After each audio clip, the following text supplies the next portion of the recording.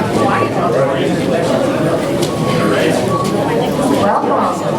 Good afternoon, everyone. My name is Connie Trick, and I'm the chair of the Macon County Republican Party. It's my absolute pleasure to welcome all of you here today. Looking around the room and seeing so many familiar faces and some new ones, it's a proof that civic engagement is alive and well in Macon County. First and foremost, I want to say a heartfelt thank you to our candidates. Stepping up to run for public office is a massive sacrifice that often goes unappreciated. It means endless hours working on the campaign, nights away from your families, and the immense vulnerability of putting your ideas and yourselves on public display. So let's give them all a round of applause.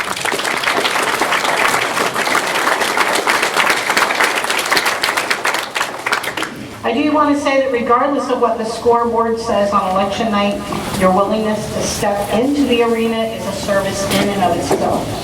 You are here because you care deeply about the future of Macon County. Our roads, the quality of our schools, the well-being of our neighbors.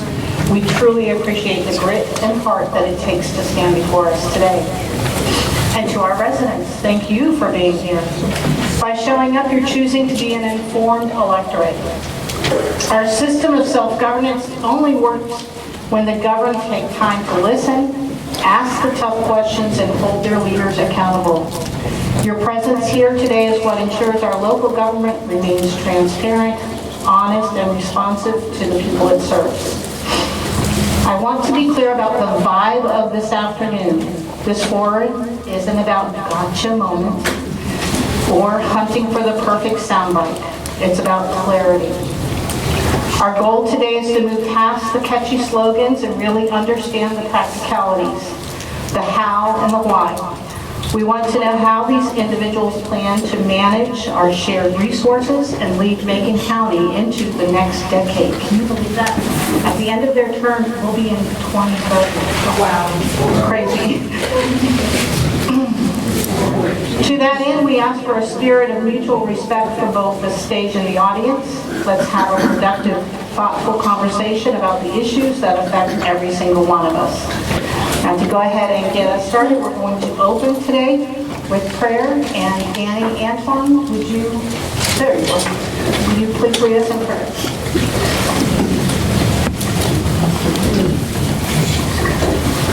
All right, let's pray. Sure.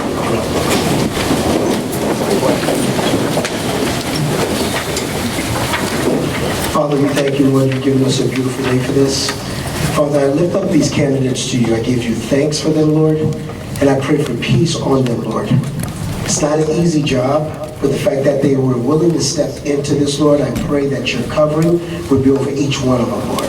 I pray that as they go through questions today, Lord, that would get to hear their hearts. Father, I pray that everything would stay peaceful. And Lord, we just cry out to you because this is our nation. And when it comes to government, you're a big part of it, Lord. We say in our nation, in God we trust. And so, Father, we put you at the head of all this. We trust you, and we thank you in Jesus' name. Amen. Amen. Go ahead and say the pledge.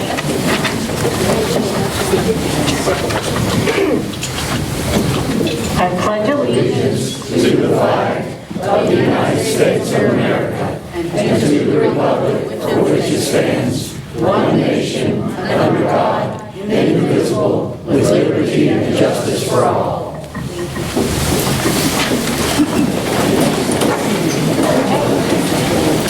With that, I'd like to introduce our moderator. Keith Wayne is coming to us all the way from Jackson County. He was the chairperson there. I don't know how you got out of that job. We're going to have to take those after. Maybe that counts.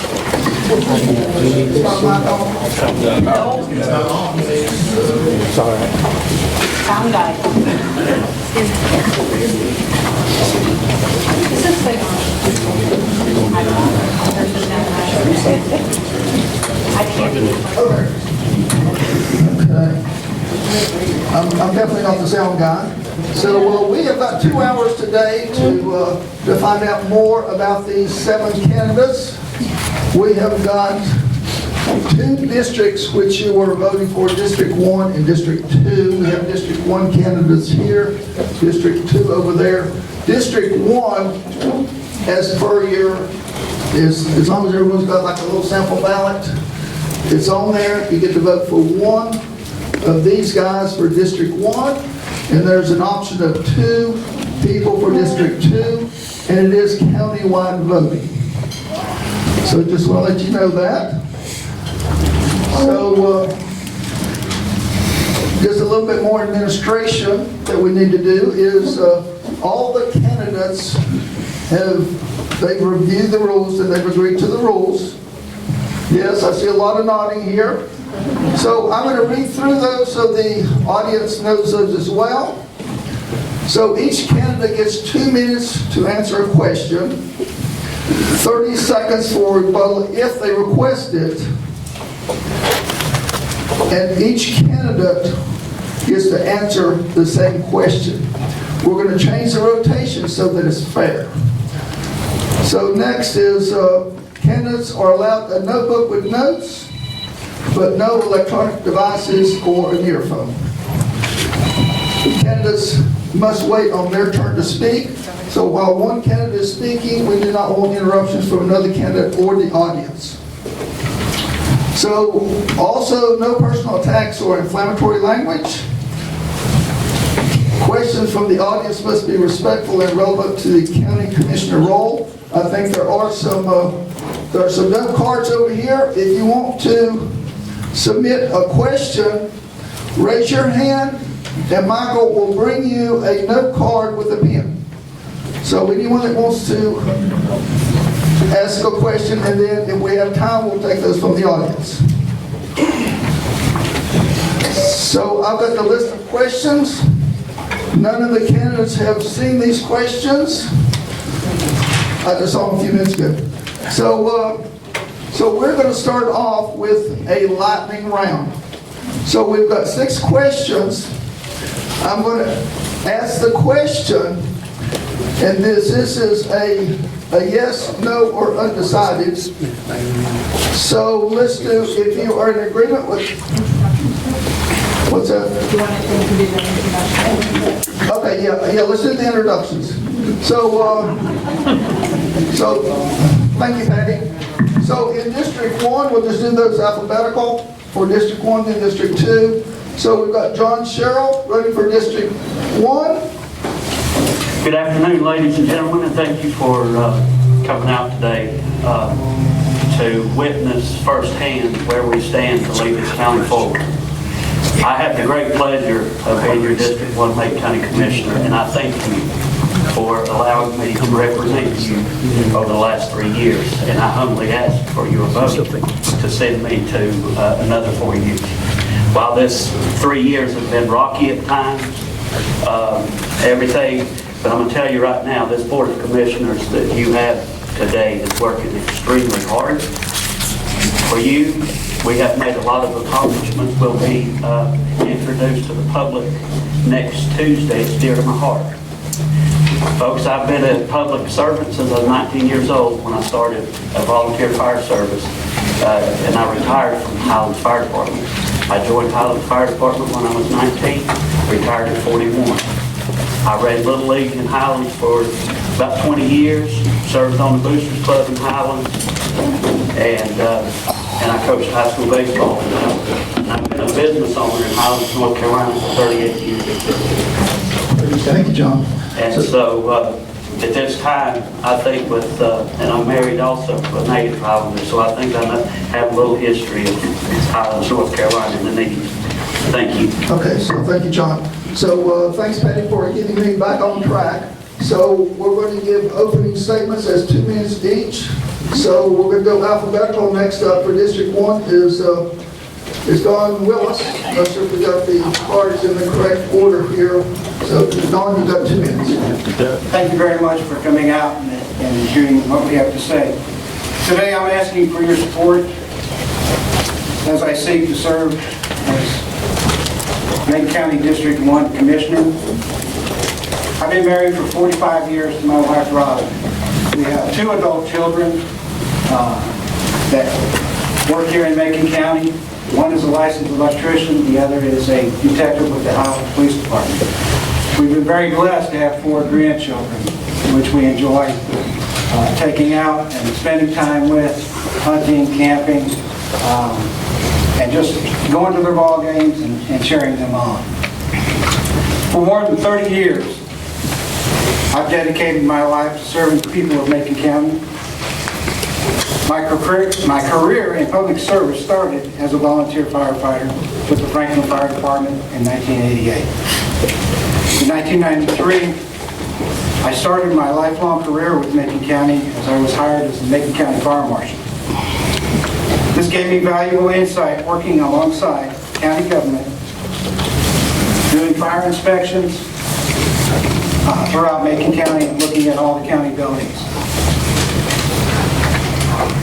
As I was hired in 1999 by the late Sheriff Homer Holbrooks, I stayed with the Macon County Sheriff's Office until I retired as a lieutenant and chief investigator of the investigations unit.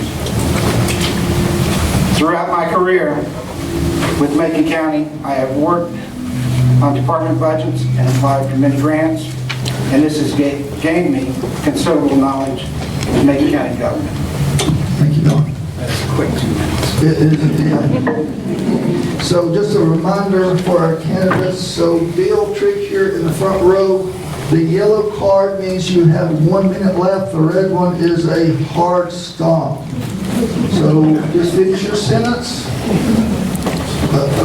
Okay, I didn't have you on my dance card, Patty. Didn't have you on my dance card. Okay. All right, so next up we've got Joey Wilson, District 1 candidate. Yes. Thanks, folks, for coming. Joey Wilson, lived here my whole life. Married to Rachel Taylor, 24 years. Got 2 kids. Tucker Wilson is here in Franklin High School as a sophomore. My daughter is at the School of North Carolina Math and Science in Mornington. I want to be your District 1 Commissioner because I'm a construction worker, I work in the utility industry, and I know what we can do to take Macon County forward. Good government needs to look forward 20 years, not just the election cycle. And I think I can help us get there. Forward thinking, critical thinking, I solve problems every day. And I know Macon County's got problems that I can solve. So with your good graces, I would love for your support. The next few weeks, this cycle will be over quick, as I know all of us newcomers are kind of glad of. But I appreciate your support, and I'm glad I'm here. Thank you. So now we go to District 2 candidates, and we're going alphabetical. So first up is Kelly Burns. Hello, I'm Kelly Burns. I am a lifelong resident of Macon County. I was born and raised here, as were my parents and their parents before them. So my roots run deep. I'm a wife, mother, grandmother, and most importantly, I'm a servant of our Lord and Savior, Jesus Christ. My faith leads and directs me in every decision that I make and everything that I do in life. One of the most important attributes that I can bring to the table is I have 29 years of banking experience. I am currently the manager and vice president of one of the largest family-owned banks in the country. With that, I've helped businesses, families, and organizations make informed, sound financial decisions. That is something that is crucial when you're talking about overseeing the finances and budget of our county. You want someone who understands transparency, who understands fiscal responsibility, and who has the heart and passion to serve their community. That is something that I've done most of my life. I created the Sweet Carolina Music Festival and the 828 Treasure Quest that both raise money for 2 local nonprofit organizations and also help with the tourism and development in Macon County. I look forward to serving all the people, and I hope you give me a chance and I get your vote. Thank you. So next up for District 2 is Dylan Castle. You have 2 minutes, Dylan. My name is Dylan Castle, and I'm your pastor and patriot candidate for District 2 County Commissioner. My family moved here. I was in the 3rd grade. And at the age of 14, God laid a call on my life to serve him as a pastor. And so after high school, I went to Bible college in Pensacola, Florida. But then God called me back here to serve the community that I grew up in. And over those 18 years now of learning what it's like to live under the call of God to be a pastor, I've been a husband, a father, I've been a manager, I've been a volunteer and a leader, I've been a chaplain, I've been a business owner, I've been a carpenter. What I'm most proud to bring to the Board of County Commissioners is a pastor's heart. Because I understand that like family and the church, government is an institution that God designed. And like family and church, without biblical principles at the foundation, government will not see true, real success. And I believe that the majority of citizens of Macon County hold very near and dear traditional values that are built upon biblical foundations. I also believe that the majority of citizens of Macon County want their leaders to make righteous decisions. Moral, just, honorable. That's why I've chosen for my campaign the verse Proverbs 14:34. It says, righteousness exalts a nation, but sin is a reproach to any people. If we want righteous decisions, then we need to elect righteous men and women to serve the public. Thank you, Dylan. So next up, we've got David Culpepper. That's me. Hey everybody, thank you for coming. I'm David Culpepper. I was born and raised here in Franklin. Moved away for a couple of years. Met a beautiful Irish woman, moved back here specifically to raise my kids in the same soil that I grew up in. I served 2 terms on the Franklin Town Council, decided to not run for that re-election. Decided to throw my hat in this ring because I believe I have a philosophical vision for Macon County that can help us move forward. In my specific train of thought where I want to work is youth engagement and fortifying our youth against the adversity that they're going to see in the world. One of my favorite quotes is, it's a wise person who plants a tree under which shade he will never sit. And by that I mean my focus is not on the older folks and the retired folks in Macon County. My focus is not on the tourists. My focus is on youth here in Macon County. How we can engage them, how we can fortify them, how they can build resistance, how we can build them up as individuals so that they can be successful in life and they can make this place a better place. If you make livability the focus in Macon County, you make it the best place to live, work, and play. You're not going to be able to keep the retirees away. You're not going to be able to keep the tourists away. You're going to create a community in which everybody thrives. A high tide really does rise all boats. And that's what we need to work on. We need to work on a place where people want to live for their lives, raise kids here, and work. Thank you. Thank you, David. So next up for District 2, we've got Nick Lofthouse. All right, everybody, I'm Nick Lofthouse. I just wanted to thank Patty, Michael, GOP, everybody else that came out today to set this up for us. Gives us this opportunity to really shine. I really appreciate that. When I first started thinking about running for commissioner, prayed and thought about it like we all have. Decided that this is a place where my kids can grow up, and I wanted to be a strong and have stable lives for them. I grew up in Echo Valley, raised by a single mother, Kate. It was hard at times, different things that we had to go through. I played youth sports, had hard times getting to and from those. Professionally, I hope to bring a real practical experience that matters for the county government if I'm elected. Built a career in public safety. After I graduated high school here at Franklin High School, went to Florida, came back, and went through basic law enforcement training. After that, I was hired by Robert Holland. I was given the opportunity to move up through the ranks where I was a corporal, I was a sergeant, and now I lead the current sheriff as a captain over Macon County's crime prevention. Also a small business owner. Have a couple employees where we do different shirts, we do different things for public safety needs. Is that business has shown me different things as far as budgeting, fiscal responsibility, and financial planning. I've also experienced the other sides of the red tape for that, the bureaucracy that we have, and that's something that I'd like Macon County to step away from. That's one of the things that I believe we need to do better on. Thank you guys for your time.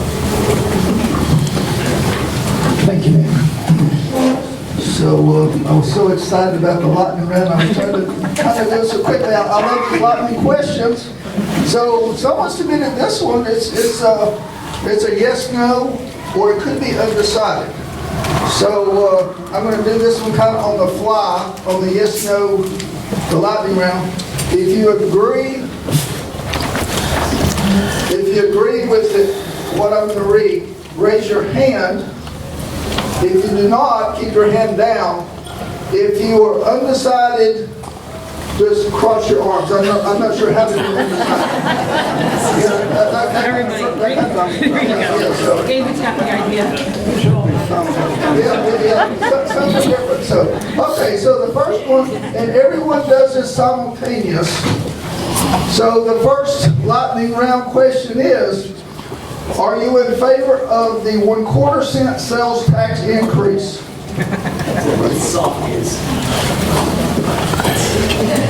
So it looks like we've got, okay, so you got solid. Okay, so we're moving on to more lightning questions. Do you guys like the lightning questions? Sure. Okay, maybe. Okay, we got one person. Okay. So this one is also about the tax rate. If the budget is balanced, would you vote to lower the property tax rate this year? This is a yes lightning question. Okay, keep your hands. Okay. All right, moving on down with us. 5 more of these. We'll get through these quickly. This is term limits. Do you support a self-imposed limit of 2 terms for county commissioner? Okay. Some of them may do a self-imposed 1 term, okay? Okay, so next one is on impact fees. Should developers pay higher impact fees to cover the cost of new infrastructure? Should developers pay higher impact fees to cover the cost of new infrastructure? Describe infrastructure. What we don't have sewer, water, and roads. So, we're moving I see a lot of on. undecided. I'm the messenger. Yeah, that's some arrows in my back here. Number 4, this is local preferences. Should the county be required to use local contractors for all projects under $50,000, even if a cheaper outside bid exists? Should the county be required to use local contractors for all projects under $50,000, even if a cheaper outside bid exists? Okay, so I think This is undecided. it's undecided. Okay, moving on. Okay, so this is about live streaming. Should every single committee meeting, not just the main board meetings, be live streamed for the public? Committee meeting, Depends on cost. just any and all. I'm going to assume all the committees that you have here, planning board, ABC board, school board's already done. It'd be every board. Jackson County has 25 boards. Okay, so I know it's going to be sad, but this is our last lightning question. I see some tears forming out there. This is about the fair. Have you ever entered a competition, in parentheses it says crafts, livestock, or baking at the county fair? Don't feel messy. Okay. Hey, it's their questions. Okay, these are my questions. Okay. All right. So now we are moving on To the real one. to some even greater questions. Those are fun. So now, how we're going to do it, we're doing a rotation so the same person doesn't have to go first. So how we're doing it, for the first question, we're going to do all of District 1 first, but we're going to start with Dawn, then go to Joey, and then go to John, and then we'll keep rotating. So, you won't be first every time. Okay, so, all right, let me get this question ready for you. Are you ready, Don? You are ready. This is about budget discipline. What do you see as the fiscal consequences when county departments request funds outside the standard annual budget cycle?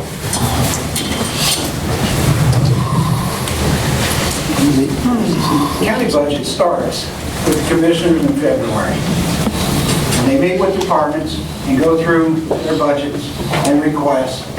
And we have to deal within a set amount of money. This past year, I think currently we're at $62 million. So you have to work within the confines of your budget. It's just like you and I at home. If they come up with something that goes outside of that, a decision has to be made, and a tough decision has to be made as to who gets what and how important it is. So you have to gauge, what's going to have the biggest impact for the taxpayers of Macon County. So you just have to work within those confines and make those tough decisions. That budget process lasts 5 months.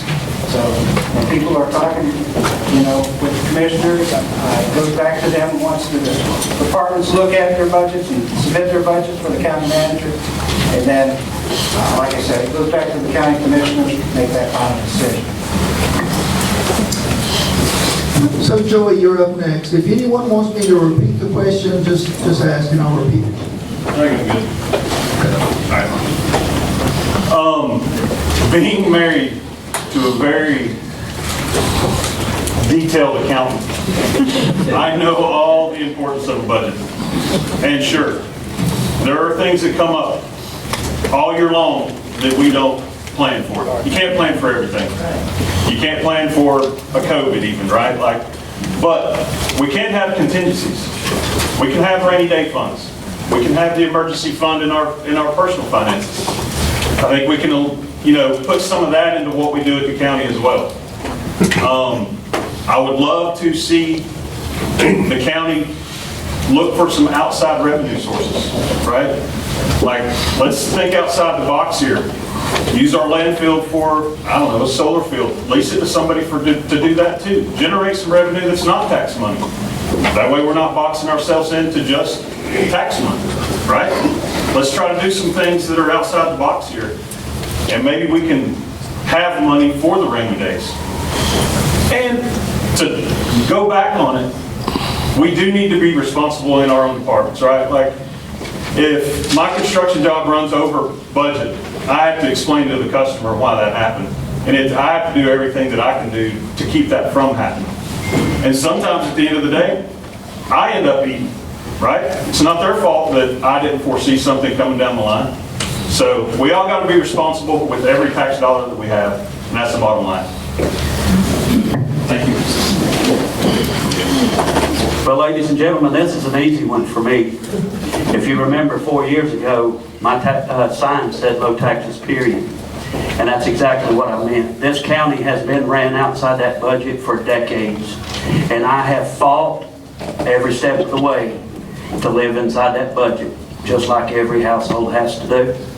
And I'm proud to say that I talked to the county manager just the other day, and we have not spent any money outside the budget this year. This will be the first year, hope to goodness, that we don't have to do it, folks. This, as I said earlier, this Board of Commissioners that you have serving you right now, we're all about business, and we're all about taking care of you and your assets and the county employees, the county staff, and everything else. While we've actually put just a little bit of money back into the undesignated fund balance, even after this adopted budget.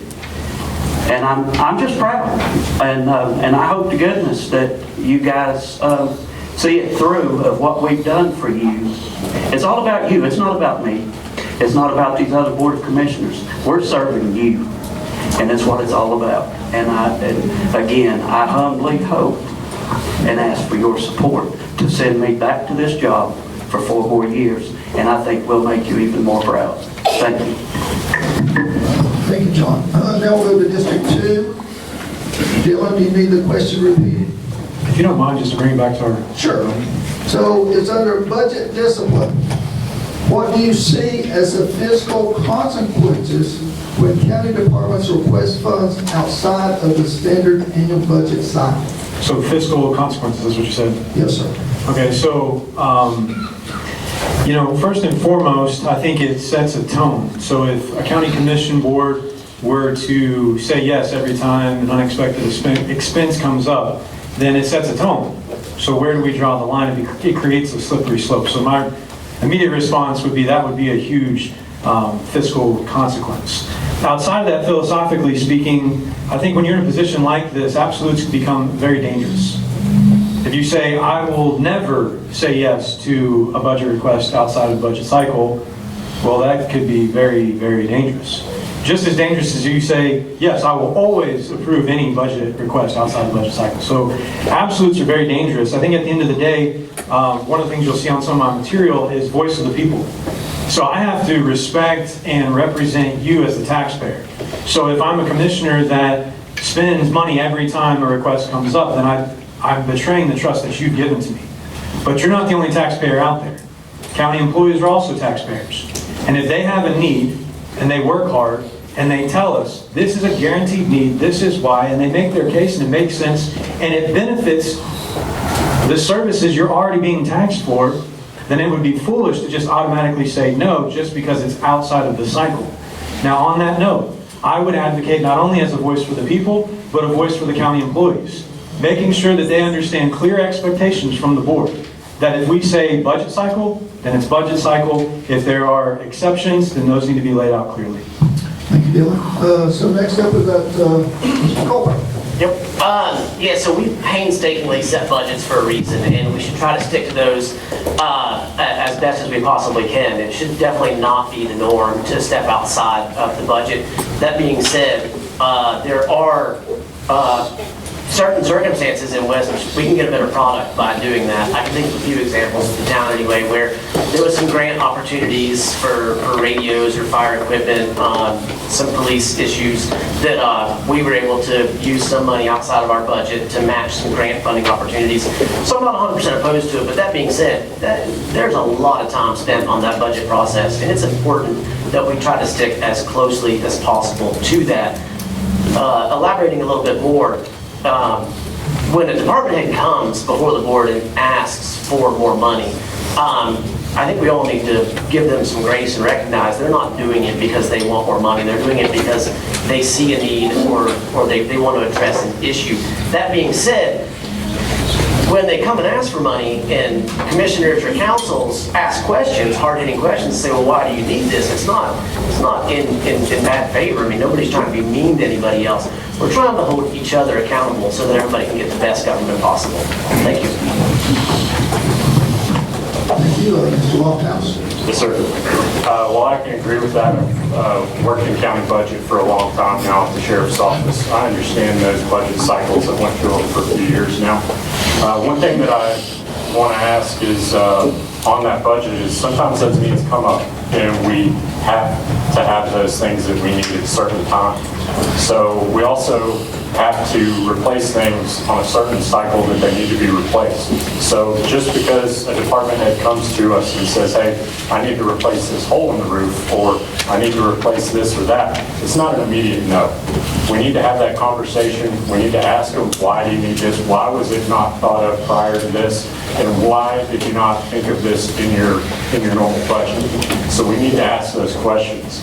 The other thing that we need to look at is when we're going to our vendors, if we're saying no for something that they need, and we have to push it off to the next budget cycle, how much does that cost the county in the next budget? We're kicking that can down the road. Essentially, as prices go up, things change. That's going to cost us more in the long run. So having those conversations with those department heads shouldn't always be a hard no. You should have the forethought to understand that when somebody comes to you, like Culpepper said, they're not coming because they want more money. They're coming because there's a problem.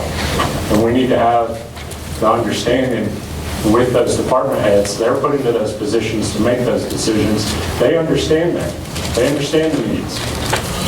Have them explain it to us, have an open mind for it, and understand why they're coming to us. Don't make it a hard no.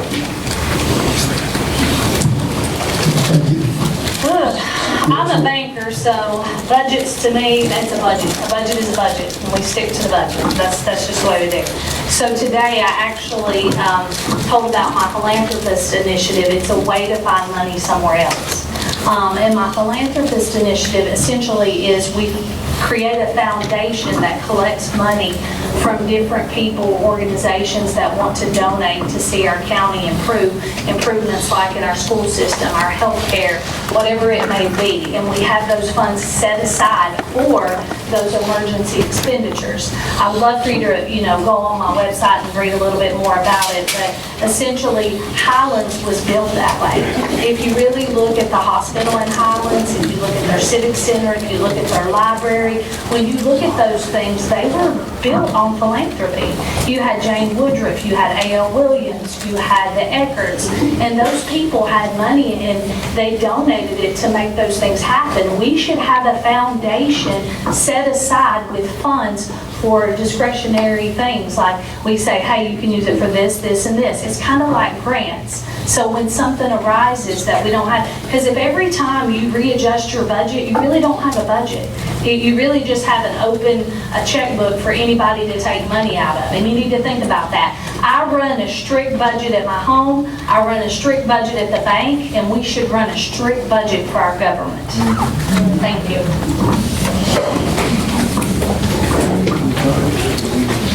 So, questions about rebuttals. So if any candidate wants a rebuttal, you've got 30 seconds. So what you've got to request it.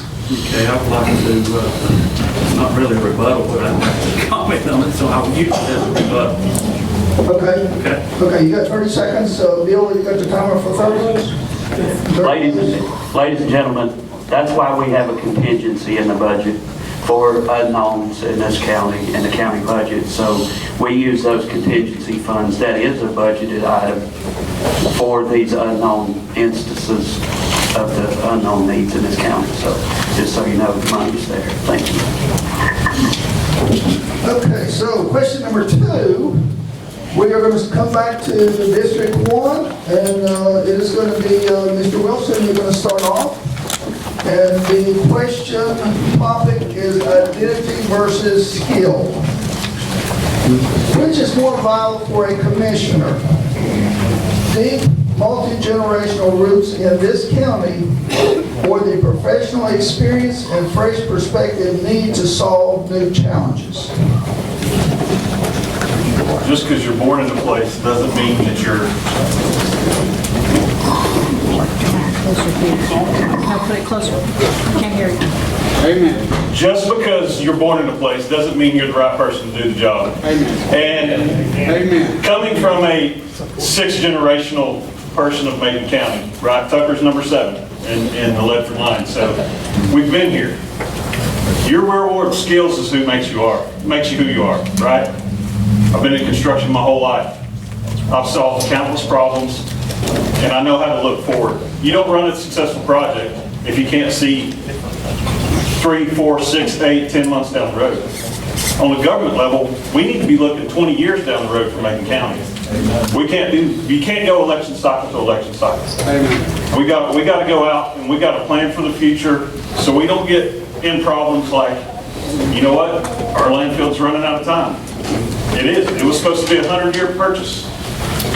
I was in middle school when that happened. It hadn't been 100 years. So, skills over where you're at is my answer for that. Thank you. Thank you very much. So, it next goes to Mr. Sherrill. You're up for 2 minutes. All right, ladies and gentlemen, as I said, I've been in business for myself for 38 yees. And government is business. And it should be ran just like any other business, ordinary business, and anybody's book. So I think I've been self-employed since I was 19 years old. I started with nothing, and I have most of that left. But we're doing okay, folks. And I've had the nickname that John Sherrill's the type that he squeaks when he walks. And I am, folks. I try to get a quarter out of the penny. And I will tell you that your Board of Commissioners, your current Board of Commissioners, did not get this county in the state that it's in. But this Board of Commissioners currently are getting you out of it. And we are forward-thinking people, and we're well working to make an improvement for our kids, our grandkids, and the future generations of this county. And yes, we are looking at the landfill. It's shocked all of us when they said that we had 30 to 50 years of landfill. Are we going to be non-existent in 50 years? There's been no talks about this until this current board, about what do we do with the landfill. Folks, I'm telling you, it has been a great honor and pleasure serving you and serving with my colleagues on this Board of Commissioners. It is a wonderful experience. So then again, I humbly ask you for your support and your vote. Thank you. Mr. Willis, you have 2 minutes.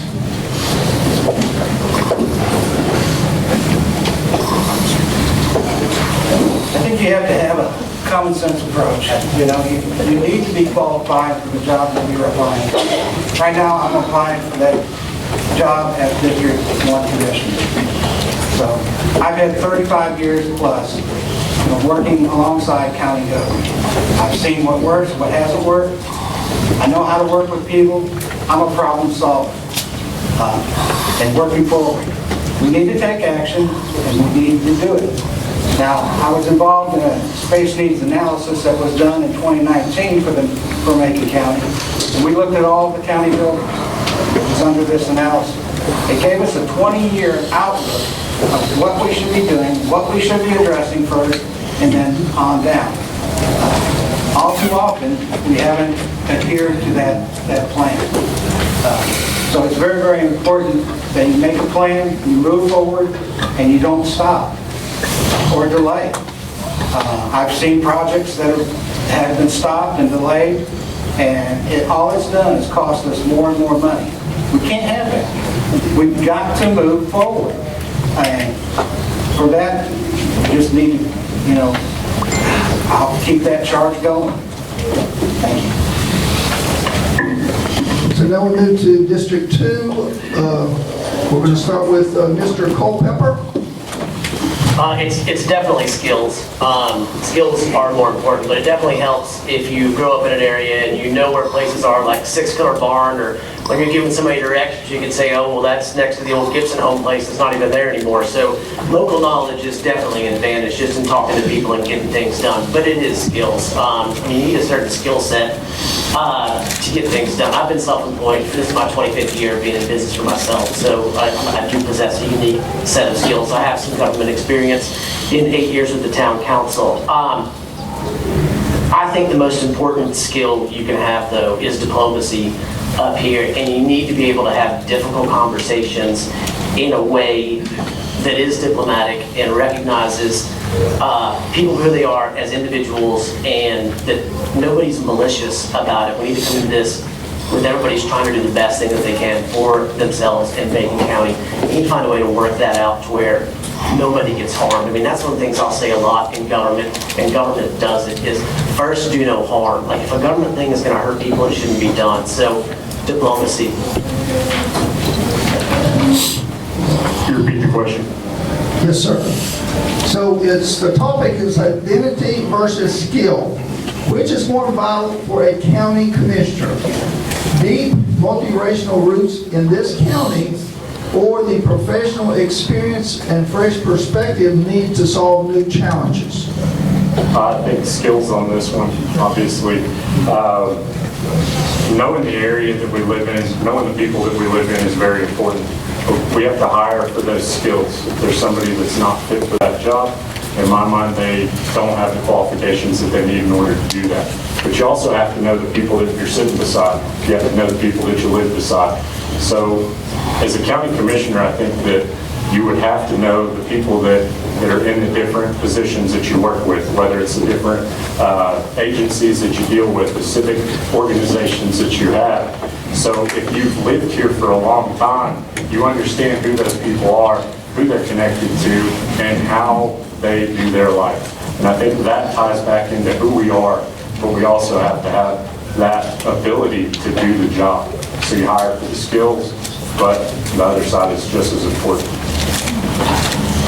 Okay, Ms. Burns, you have 2 minutes as well. Okay, so for me, I think the past comes into the present, so I do think it is good to have generational roots. Do I think that's a requirement? Absolutely not. But I do think that it gives you a little more knowledge of what's going on and where we came from, you know, where we are. For me, professionalism is everything. So for my profession, that's what makes me most qualified. 29 years of banking experience. I have been number one all those 29 years, even the Make It Bank Integra days. When First Citizens took over, they had a different kind of scorecard. They don't just grade you on one thing, they grade you on every facet of your job. And I thought, man, this is going to be difficult. But I was able to knock out each and every one of those markers that they set for me. And from here to California, I'm number one in a little town in Macon County because I want to succeed. I want our county to succeed. In everything that I do, I give 110%. So I don't just accept the norm or the average. I want to go above and beyond. And I want our county to go above and beyond. And I want us to be something that people look at and say, we want to be like Macon County. So does professionalism matter? Absolutely. Your profession and what you do and what you know. This is a huge budget. This is a $64 million budget. You better hope you have somebody that understands the depths of that. And I think that's extremely important. Running a little small business is nothing to a $64 million budget.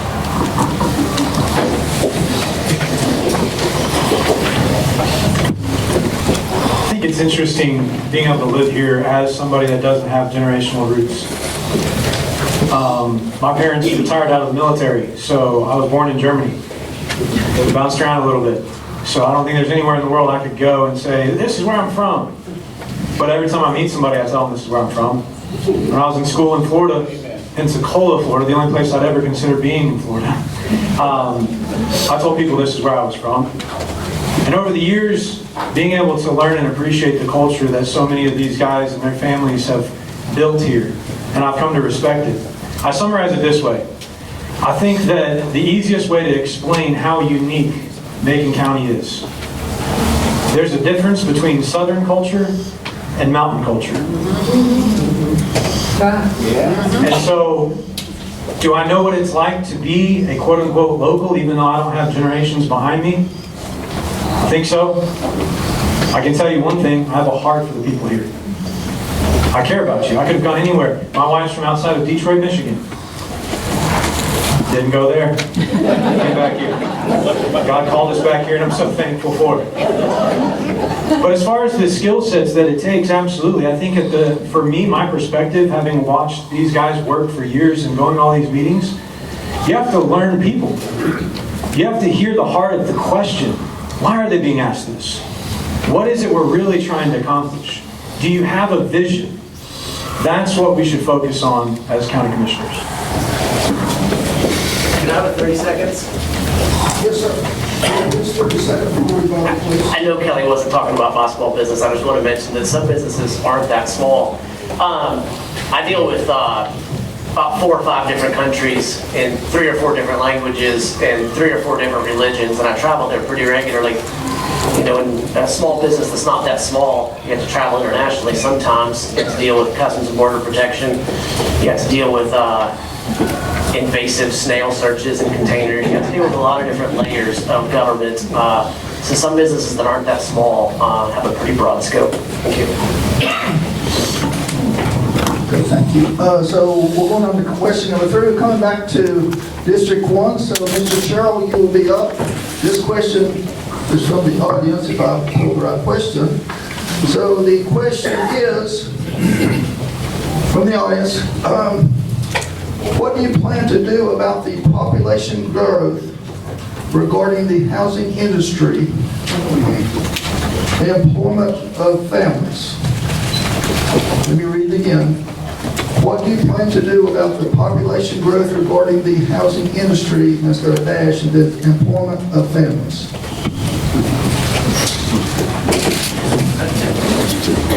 All right, ladies and gentlemen, as a true conservative Republican, I believe in capitalism, and I also believe in private property rights. And And so you're talking about an issue that you're trying to tell people they can't come here. And back in the day, we had manufacturing in this county. Many places that people worked and raised their families and supported their families. And thanks to Bill Clinton, back in the 90s, there was a thing called NAFTA. And all of our plants and manufacturing and everything else left us. And I'm going to tell you right now, thank God that we have people coming here. It's absolutely, our economy depends on these people. And I understand why they come here. I've been a lot of places around the world. And when I come back across Cowee Mountain at the top, I look across these mountains and I say, thank you, Lord. There's no place like home. I understand why they come here. And I praise them coming here. That's how I sent my kids to college. That's how I have my house. Thank you for those people coming here. Thank you, thank you, thank you. Thank you. Next up, we've got Mr. Willis. You're up next. Yes, sir. What do you plan to do about the population growth regarding the housing industry? And then it also goes on and says, and employment of families. The housing industry is short. Right now, we don't have any affordable housing here in Macon County to keep our families here and to keep our youth. I'm so worried about my grandchildren when they graduate and go on to college and come back. There's not going to be anything here for them to do as far as a good paying job. John's right. We lost industry in the 80s and 90s. And when we lost that, we lost the higher income. When they left, they reduced the income. Housing right now, the average home costs about $300,000. How can anybody afford that on $16 an hour or $18 an hour? I don't know how they do it. So we need to think outside the box. We need to start marketing. We need to start filling some of these shopping centers that are open. We need to promote business. We need to make Macon County attractive once again. We need to bring in that additional revenue. It will just help us all.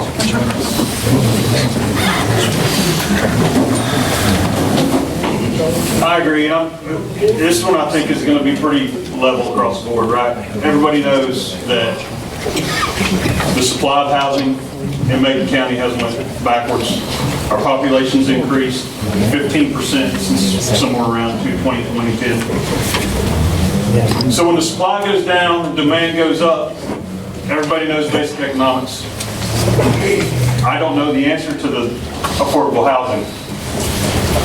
Getting more jobs eases the pain. We raise the income, the houses become a little more affordable. As a builder, I am still sticker shock every time I go to the lumber store. I don't know how you build a house affordable anymore. I don't. We got to get the jobs here. We got to get the income up to keep up with the inflation of the housing market. That's the only way I see we do it. If somebody else has got a better idea, I would love to hear it. Thank you. Thank you. We'll go to District 2. We'll go to Mr. Lofthouse for 2 minutes. Yes, sir. Can you repeat the question? Yes, sir. What do you plan to do about the population growth regarding the housing industry? And then it goes on and says employment of families. Anybody want to elaborate on the employment of family? Jobs? Okay.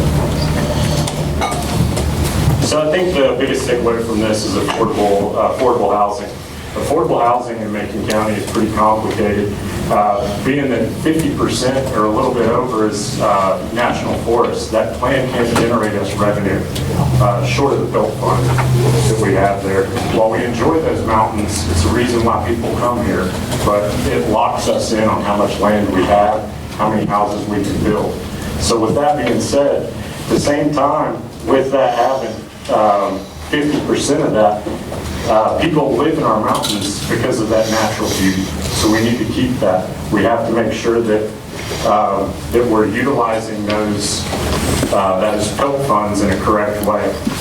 The other thing that we need to do is we need to look at the county side for that. So we talked about the price of building houses, and that trickles down, whether it's a renter, whether it's a person building your house, or any of that. That comes from taxes that we have.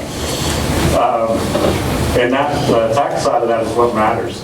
Those decisions affect the homeowners, home builders, and everybody else that has to deal with that cycle for those. So I think that the affordable housing side, we have to look at what we have and utilize the area that we do have to build and tax on.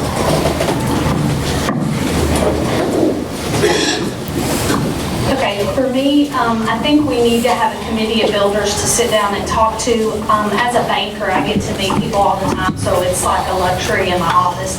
You wouldn't believe how many people pass through my office in a given week. So those are the things that I hear. There's no housing, there's no affordable housing, there's no jobs. We have to get creative. So I think when we talk to builders, we can get ideas. One of the things that I hear from the retired population is they want a designated area, a nice area to have one level living. They're willing to sell their homes, which would be advantageous for some of us with children. If you could get somebody to develop an area that is suitable for them and their needs, that would open up a huge faction of the housing market if we could make that happen. So that's huge to me. That's one of the things that I want to see.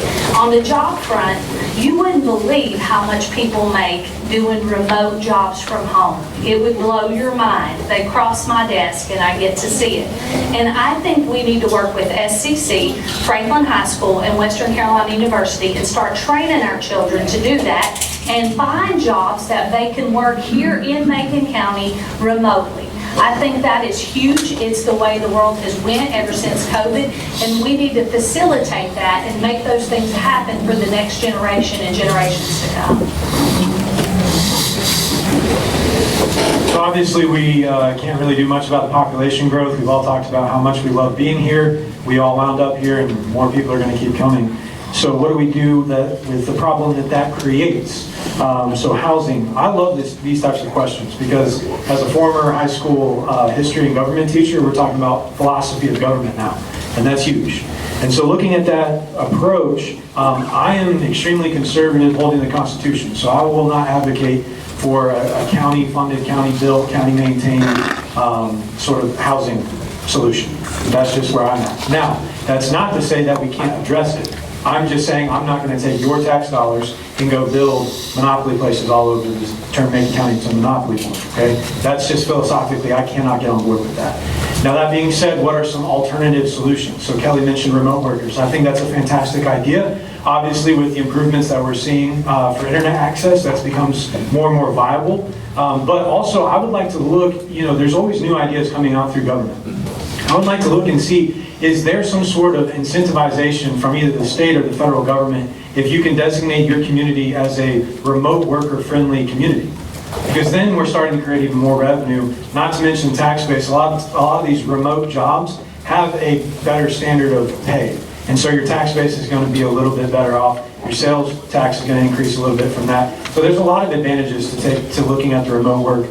I also think that when we talk about housing, even though I don't want the government to solve the solution, I do want to incentivize the private sector, make sure that corporations that own these short-term rentals are not becoming overpopulating to make that decision. And then lastly, streamlining the local building process. Thank you. Mr. Culpepper. Regarding housing, the most immediate thing that the county can do is get out of people's way. I mean, it is really difficult to build houses and really expensive, and a lot of the reason it's really expensive is it's because it's so difficult to build in this area.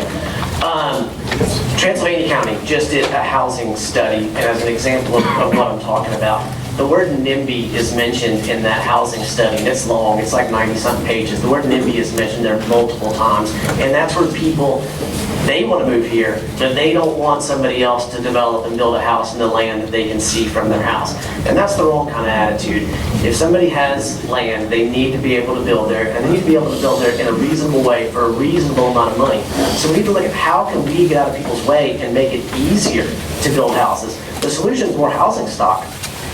If you build medium-range houses, mid-range housing stock, that opens up lower income housing stock as people move up the property ladder. So we need more houses. We need to make it easier.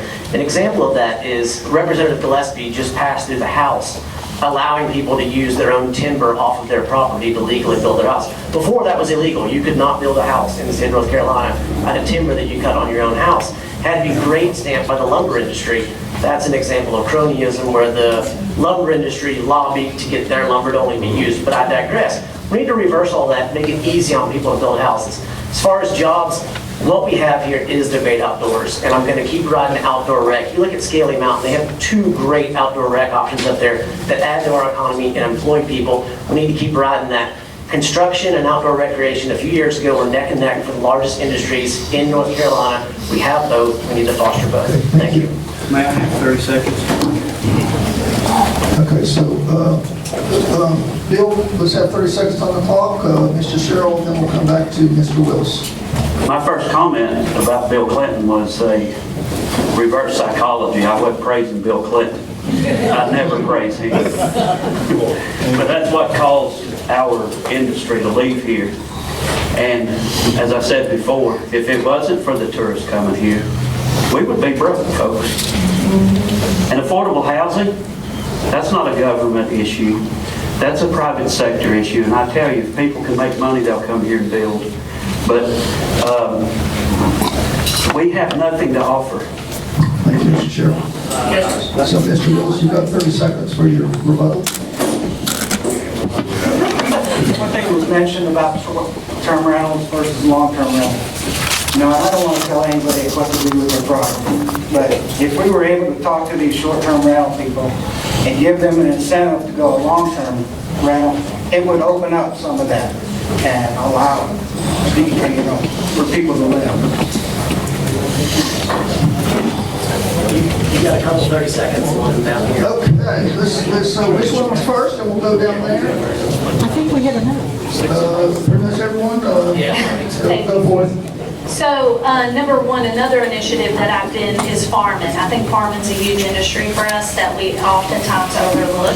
A lot of people are going back to that natural way of living, and I think that's one thing that we need to capitalize on.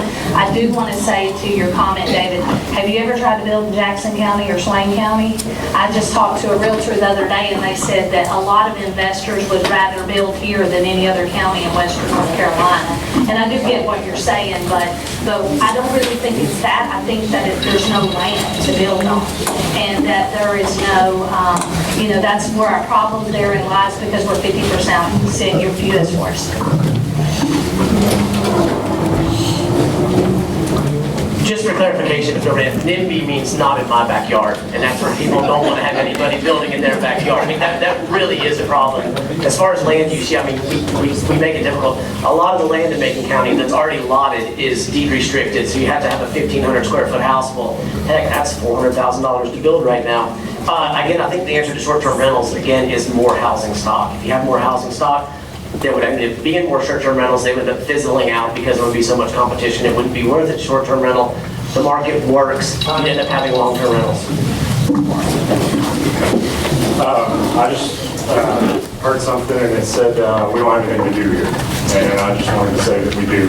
Our outside recreation is a huge draw for us. While some people may say, well, we don't have a bowling alley, we don't have this or that. To say that is only going to hurt us more. We should be boasting our community up and talking about the good things that we have. And that's what we need to do. When people on our boards are saying that it's not what we need, we don't have what we want here, what message does that send to everybody? We have tons to do here. Okay, thank you very much. So we're moving to transparency. We'll come back to District 1. So we'll start off with Mr. Willis. You will lead us off here. The question on transparency. Where do you draw the line between informal collaboration with fellow commissioners and a violation of the public's right to open, transparent meetings? Do you want me to read it again? Transparency. Where do you draw the line between informal collaboration with fellow commissioners and a violation of the public's right to open, transparent meetings? I believe in open transparency. I think that everything that a commissioner does, for the most part, needs to be explained to the public. There are some things that you don't want to discuss. If it's a land purchase or something of that nature that maybe the county is looking at, obviously, we want to keep that kind of hush-hush.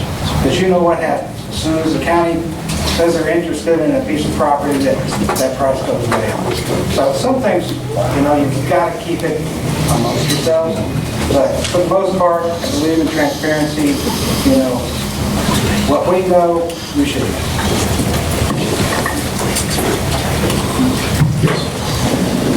I agree with Don.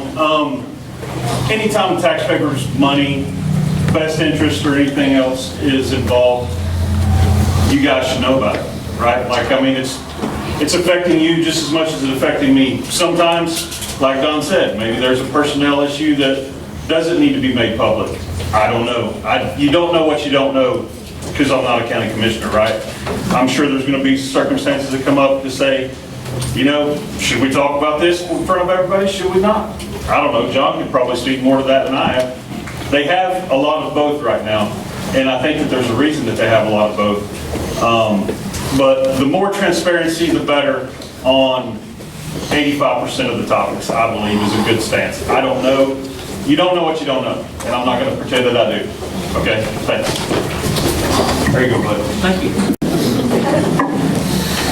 Well, ladies and gentlemen, I can address that very well. We go into closed session because we're not allowed to talk about personnel issues. So that's one reason we go into closed session. The next thing is, like Mr. Willis said, when there's a land transaction or anything like that, yes, you must keep it quiet. But when I won my election in 22, I had a state representative call me and congratulate me for my victory. He said, "Now can you count to 3?" I said, "Well, I hope I can." He said, "No, I'm serious." He said, "Unless you can count to 3 on that board of 5, you can't get anything done." So I promise you, it is our duty to talk to each other as individuals. We must communicate with each other to see where their constituents, what they're talking about and everything else. When it comes into play is if there are 3 or more of us, then we have to be in a public meeting. So I can assure you that most of your business is done in that Board of Commissioner room. However, I do talk to my colleagues and we try to figure out the best plan forward with the problems and the issues at hand. So that's where we do our business, is in that boardroom. I was asked before, why do you always bring all these things up in the commission meeting? I said, because that's the people's business. So that's where my heart and soul is the people's business. Thank you. Thank you, John. We'll move to District 2. I want to start Ms. Burns. So, yes, personnel issues, anything legal cannot be exposed to the public. There's a legality issue there. Naturally, I believe in transparency. That's why when they ask that question, we're all kind of like, because you cannot, there's certain things that you just can't make public. And being in charge of a bank, there are things that I discuss in my office with individuals that I will not discuss when we have a team meeting because it's not necessary, it's not pertinent, and then it makes me understand what I do need to address with the body as a whole. So there will always be meetings that aren't going to be public because you got to have conversations. Otherwise, you couldn't just get that county commissioner meeting on one Tuesday night a month accomplished. So there will be conversations that have to happen. We have to talk to you guys in the public, and you have to come and tell us stuff. You can't go, oh, I talked to Betty and she talked about it. I mean, it's impossible. So do I believe that when 3's together, there should be in an open meeting? Absolutely. I believe in those rules. I believe we should abide by those rules, and that is, and all the statutes that are involved in that, and that's pretty much a fairly simple question. I agree, pretty simple. State statutes follow. You do have to, when you talk about transparency, I think people get concerned about ethics. They get concerned about what does it look like. Well, I didn't hear, and I just heard this rumor, and this starts going around, and social media is the worst of it, and all that kind of craziness. So I think personally that one of the ways to solve that is if I don't give you an answer, if I don't tell you something, then your mind's going to create it. And so I think the best way to get ahead of any sort of transparency question, any sort of ethics question, is to make sure that we're communicating to you as clearly as possible. That's another component of Voice for the People. So I've already talked to some in the county about what can we do to bolster this PR relationship to the public so that you're not left wondering, because I heard a comment on a Facebook post and you guys are going to do this. No, just hear it straight from us. Whether it's something as informal as a Facebook post or social media post, bolstering the website, utilizing YouTube to its greater degree, whatever, there's plenty of things to do. I'm big into communicating to people. This guy is my worst enemy today because I got to stay on time. Because I love communicating to people so much that I just keep pouring it out. I can utilize that on the Board of County Commissioners. I would enjoy giving you as much information as I possibly am allowed while still following state statutes and county policy. The last thing I'll say is it does come down to a personal choice. Each candidate, when they become county commissioner, is going to live their life differently because personal integrity is different for each individual. Mine's pretty high, so I'm going to do everything out in the open.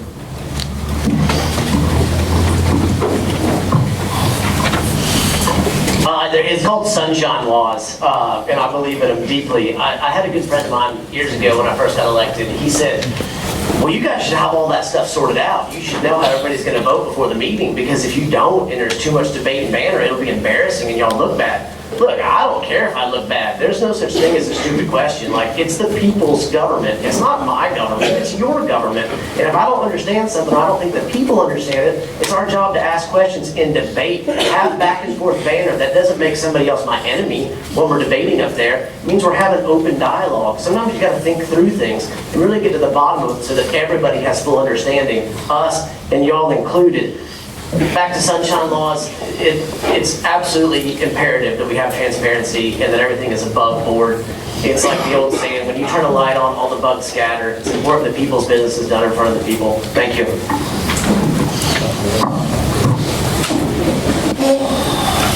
Good.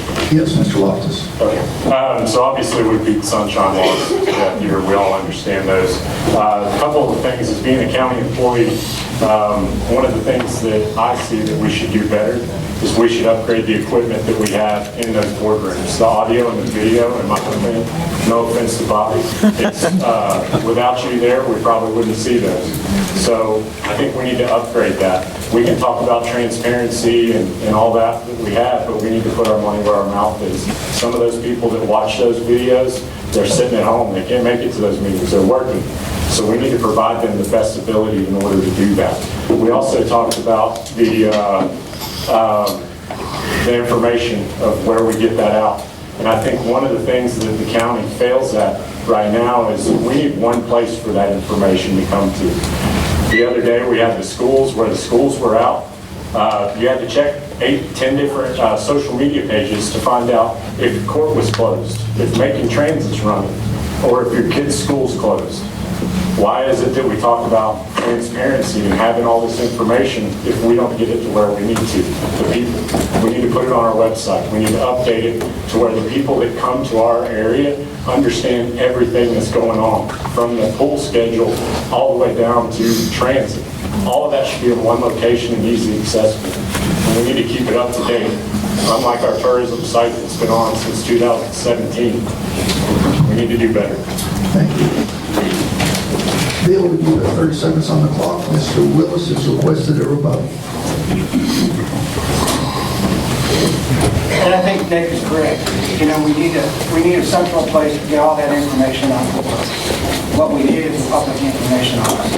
Some place that you can go to and you can see what's going on in your county. It's all listed there. That would save a lot of confusion, and you would know exactly where to go.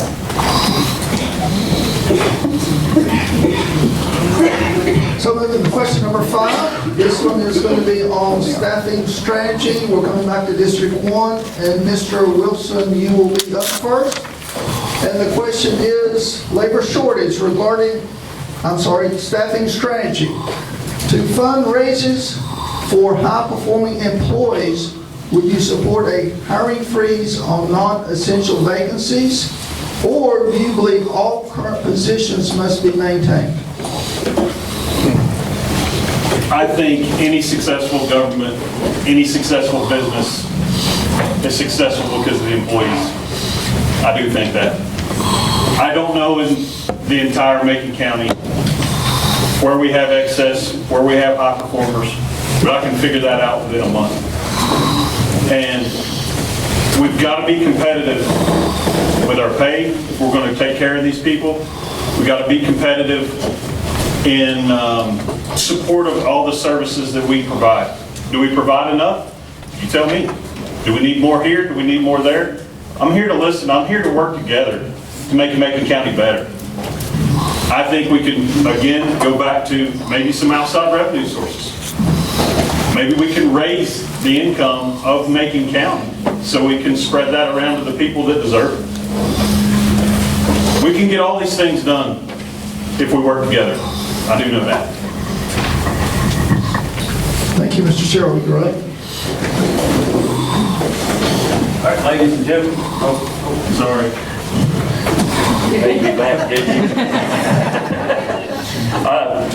We are in the process now with the county manager. I had a meeting with him yesterday about the studies of staffing in Macon County. We did a pay study back, I think it was 2018, 2019, it was implemented, and you guys paid for it.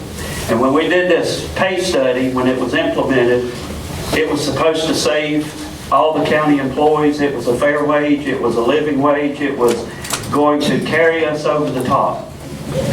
So now we're looking at, is it really enough? But I don't believe in across the board pay scale. I believe that Macon County has some over the top county employees that work beyond their call of duty for the people of this county. And unfortunately, they can't be recognized because they're on this pay scale. And I've never in my business life ever went across the board and give all my employees raises. They earn it, folks. Amen. And these people that work for you, I wish there was a way that they could really get recognized because they are wonderful employees. And I enjoy working with those people. And if you only knew. And so I have a problem with the pay scale that we have in Macon County because I don't think it's fair. Thank you. So, Mr. Willis, you're up next. I've been a Macon County employee for 35 years. I know all about the pay. I know about the pay scales. I went through 3 or 4 different pay studies throughout my career. The problem is we don't adhere to it. You know, when we have these studies done, a lot of times we kind of dilute it a little bit, you know, because we can't really afford it. But if we're going to keep these quality employees, you know, you have to give them a competitive wage. We are so blessed in this county to have the folks that we have, you know, that come to our needs each and every day. So we need to support them, and we need to make sure, and the pay scale is correct. We need to do something about that pay scale, you know, because if you've got somebody that's running heavy equipment over at the landfill, should he get paid the same as the attendant? You know, there needs to be a difference, you know. I mean, there's some education, some training, you know, that's involved in all of that. So we need to review the pay study. Thank you. We'll move to District 2. Mr. Castle, you're up first. Could you repeat the question, please? Yes, sir. So this is under staffing strategy. To fund raises for high-performing employees, would you support a hiring freeze on non-essential vacancies, or do you believe all current positions must be maintained? That last part I didn't catch initially. So talking to the folks at the county manager, the HR department, you know, I asked them straight up, I said, are we overstaffed or not? Because you hear those comments floating around. They said they're not overstaffed, okay? They're the experts. The other question I asked is, I hear that most of our employees are wearing multiple hats. Is that true? The answer was yes. So to me, the freezing seems like a pretty risky decision, because if you have people that already their heart is to serve the fellow citizens of Macon County, and then their pay needs to be addressed, and they're wearing multiple hats, pulling multiple roles, not always getting paid for those additional roles, and then we say, oh, by the way, those people that help supplement and support you in different areas, they're not going to exist. What's going to happen? Who's going to pick up the slack? I know it's not essential, but those are still services. Those are still things being provided. So I would be very cautious to say that I would support a hiring freeze. I think we do, philosophically, to get back to my favorite topic when it comes to government. People like to say, conservatives like to say that government is not a business. But we provide services and we have employees. So I would argue it is a business. And if I'm going to go in there as a de facto business owner representing you, I'm going to treat my employees well. And so we need to make sure that we're doing the best that we can. The last thing that I'll say is this new generation does not focus so much on benefits. They look at the take-home pay. And we need to think about that.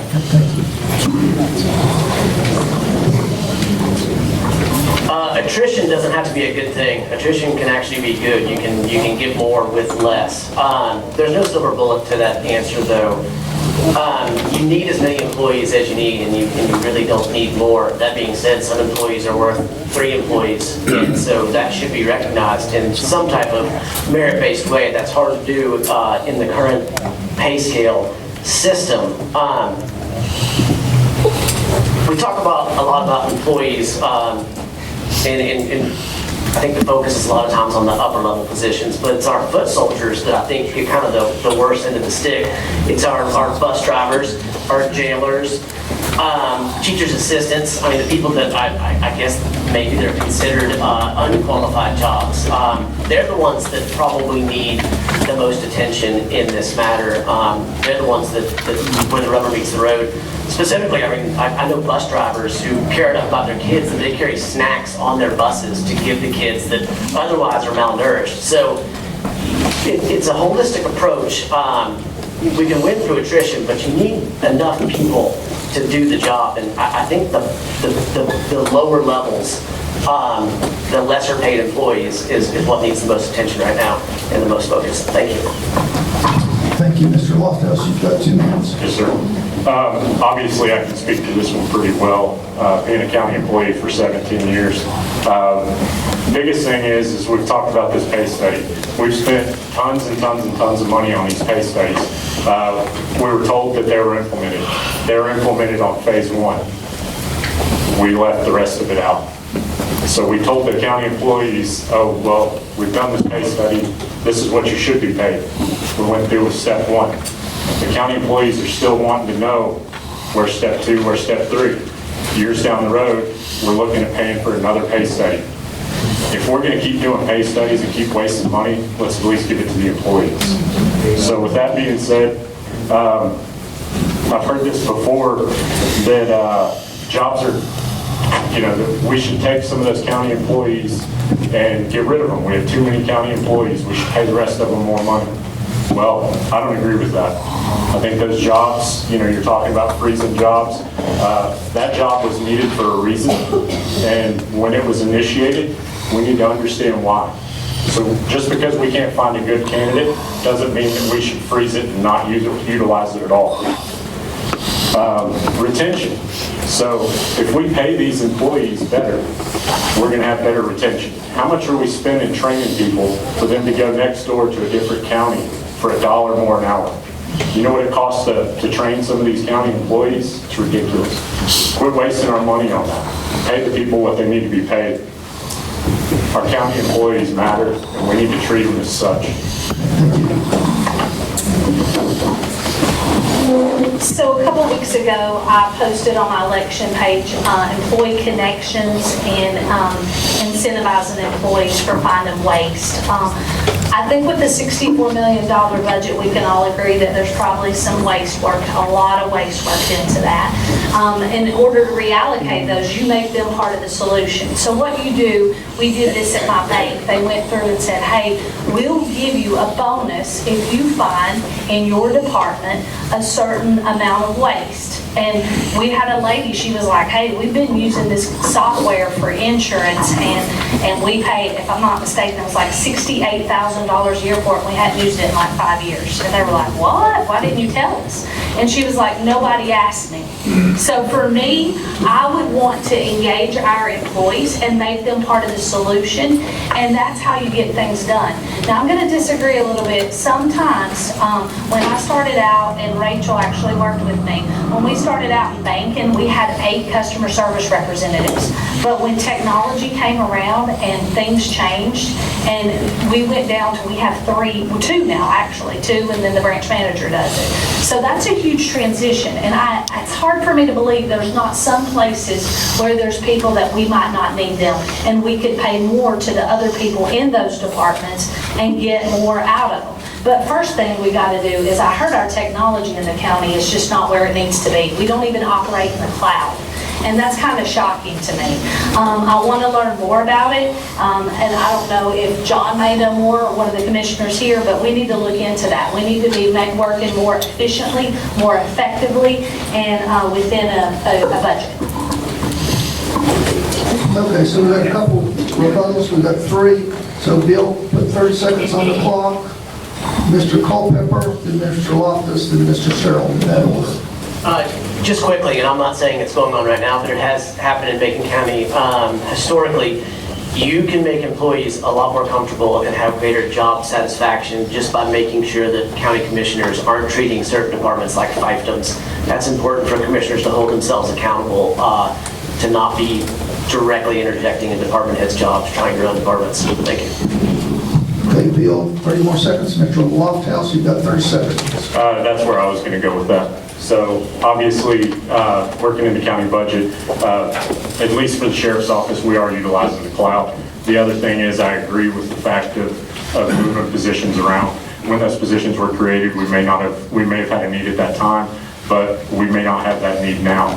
But I also have the faith in the people that are running those departments. When they come to us with a budget every year, those people understand their need way better than I do. I'm happy to have that conversation with them, but let's let those people run their own departments. Okay, thank you. Next, we've got Mr. Sherrill for 30 seconds. Again, your current board of commissioners was not part of any of these studies, but we're part of what's going to get us out and get us corrected. The other thing that Mr. Lofthouse talked about, losing staff to other counties, folks, these other government agencies are playing games on the taxpayers' backs. One will increase rates. The next time you know, the next county over, people are job hopping to get more money, and it's all on you.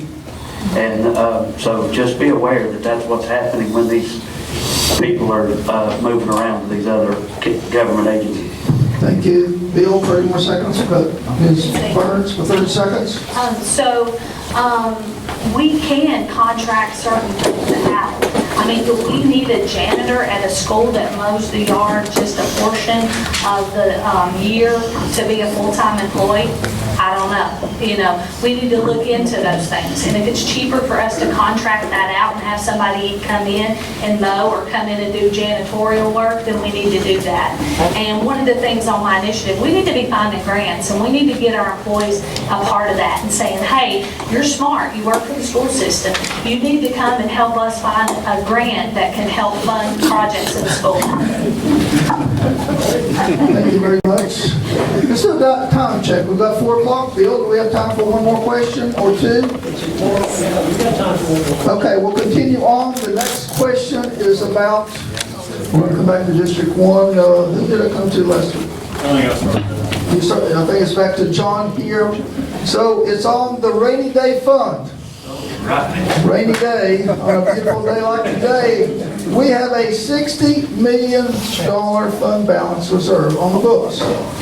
What is your strategy for these funds? Should they stay put or be used to offset property taxes or some other purpose? But if you notice, earlier in the game, I was asked if I supported the sales tax increase. And I said no. Prove to me that the county government needs more money. It just stated that we got $60 million in the slush fund. That's what it is. Slush funds are used to buy votes. Honestly, that's what it is. We're required in the state, or not The recommendation of the state of North Carolina is we have 20% of the operating budget and an undesignated fund balance. And the purpose of that is the fact that the state does not want to come in if we have some major disaster. They don't want to bail us out. And so we're to use that money to do it. But it's not law, it's recommendation. So I am totally against a government entity taking any more of your money when we've got plenty of your money already. We're just not using it. But guess what? This Board of Commissioners that you have now, we've been using it, and it will be disclosed at the next commission meeting. So if you'd like to come, please do. And I will present that as to what this Board of Commissioners has done for you in the last 3 years. And I think it's going to go down. And I'm not looking for a attaboy. I'm working for y'all. And I had a guy that put that low taxes period on my signs back in 22. He's here today. And I called him and I said, I'm not going to give his name. He knows who he is. I said, what should I put? What's my slogan this time? He said, John Sherrill, you're a workhorse, not a show horse. And that's perfectly fitting because I've worked all my life. Thank you. So next we've got Mr. Willis. I agree, these funds need to be used. They need to be used for capital projects that we already have or need to be done. If you go back into 23 and 24, not a whole lot was done. There was a state of chaos in the commissioners' meetings. They were lasting 3, 4, 5, 6 hours. That's ridiculous. We didn't get much done. Not much movement was done and progressed. But we need to continue to use these funds instead of just sitting on them. And that's where I stand.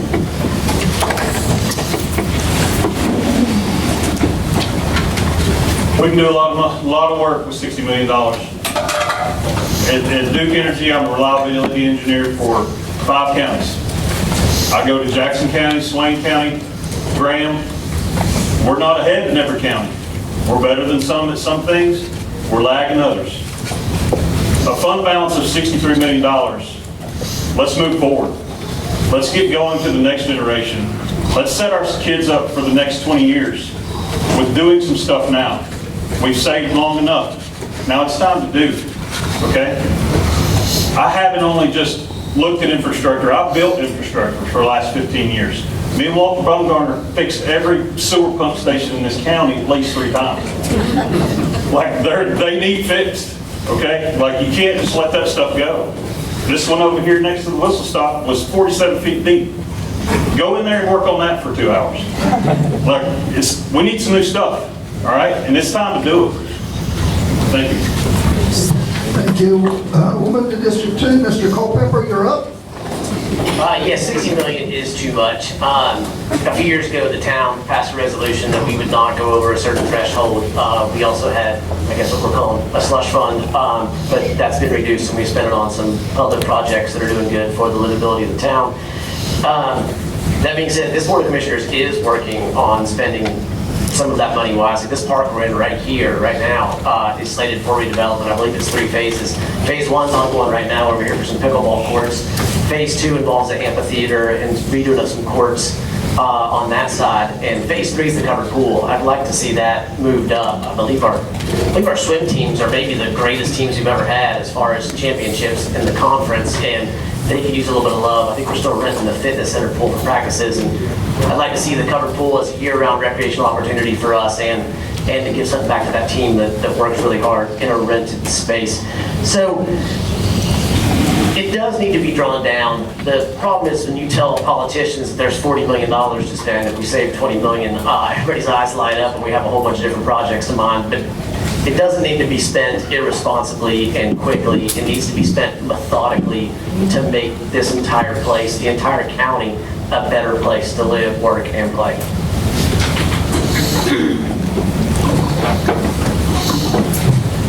So Macon County's fund balance is essentially a savings account, and I'd like to commend the previous boards that have put us in the situation that we have in order to make these decisions. It's that strong financial ability to see that and to put that into a fund. In my mind, it's a savings account, right? We've all got them, and you go to the bank, you're trying to get a loan on a house, they look at it, they see it that way, and they say, okay, they're trustworthy. That goes a long way for the county, too. The amount that we have in our fund balance, it isn't a scratch-off ticket where we just won $60 million. We got here because of the steps that our previous boards have done. We need to keep that in place. But also, I agree with what the town's doing. We need to lower that down, right? We shouldn't just be walking past groups that need fixed because we keep that money inside of our savings account. We need to draw that down. We need to fix some of these projects. We need to do that. But we need to do it smart. Because the banks that we loan, the things that we do, the bonds that we have, all rely on that. And that's something that we should look forward to, and we should praise the commissioners that did that before for putting us in the situation that we're in. We didn't just find this money, and we need to look towards the future to make sure that we're still saving so that the next boards that come after these, and hopefully after mine, will have the ability to make the same decisions that we're making today on a huge fund like that. So rebuttals will be at the end. So we're going to finish up. Mrs. Burns will be next, and then we'll have 2 rebuttals. Okay, so I'm a banker, and I would say you're supposed to put away 20% of your budget. I mean, that's the maximum you really need, and the state of North Carolina says that as well. That's what they recommend. So for me, if you have additional funds, though I do love your ideas of new things, we got to fix the problems. We need a new jail. I mean, we need improvements at our courthouse and at our schools. Why are we holding on to this money, and it's going to cost us more in the future to fix all these things, and we're just holding on to money like and I know I work in a bank, you're not going to make that much interest on that money. You're probably making nothing, honestly. So we don't need to be holding on to things and letting our buildings fall to the ground. And we don't need to be, we need to be finding government waste, and we need to be fixing and creating. Bodie's over here, he's patriotic. But anyway, we need to be looking, taking care of our buildings, because as I could have built a house 10 years ago way cheaper than I can build a house today. We can repair a school today way cheaper than we can 10 years down the road. We can build a jail today way cheaper than we can if we wait 20 more years. It's not safe. It's a liability to our county. Use the money and quit hoarding it. That's what I'm going to say about it.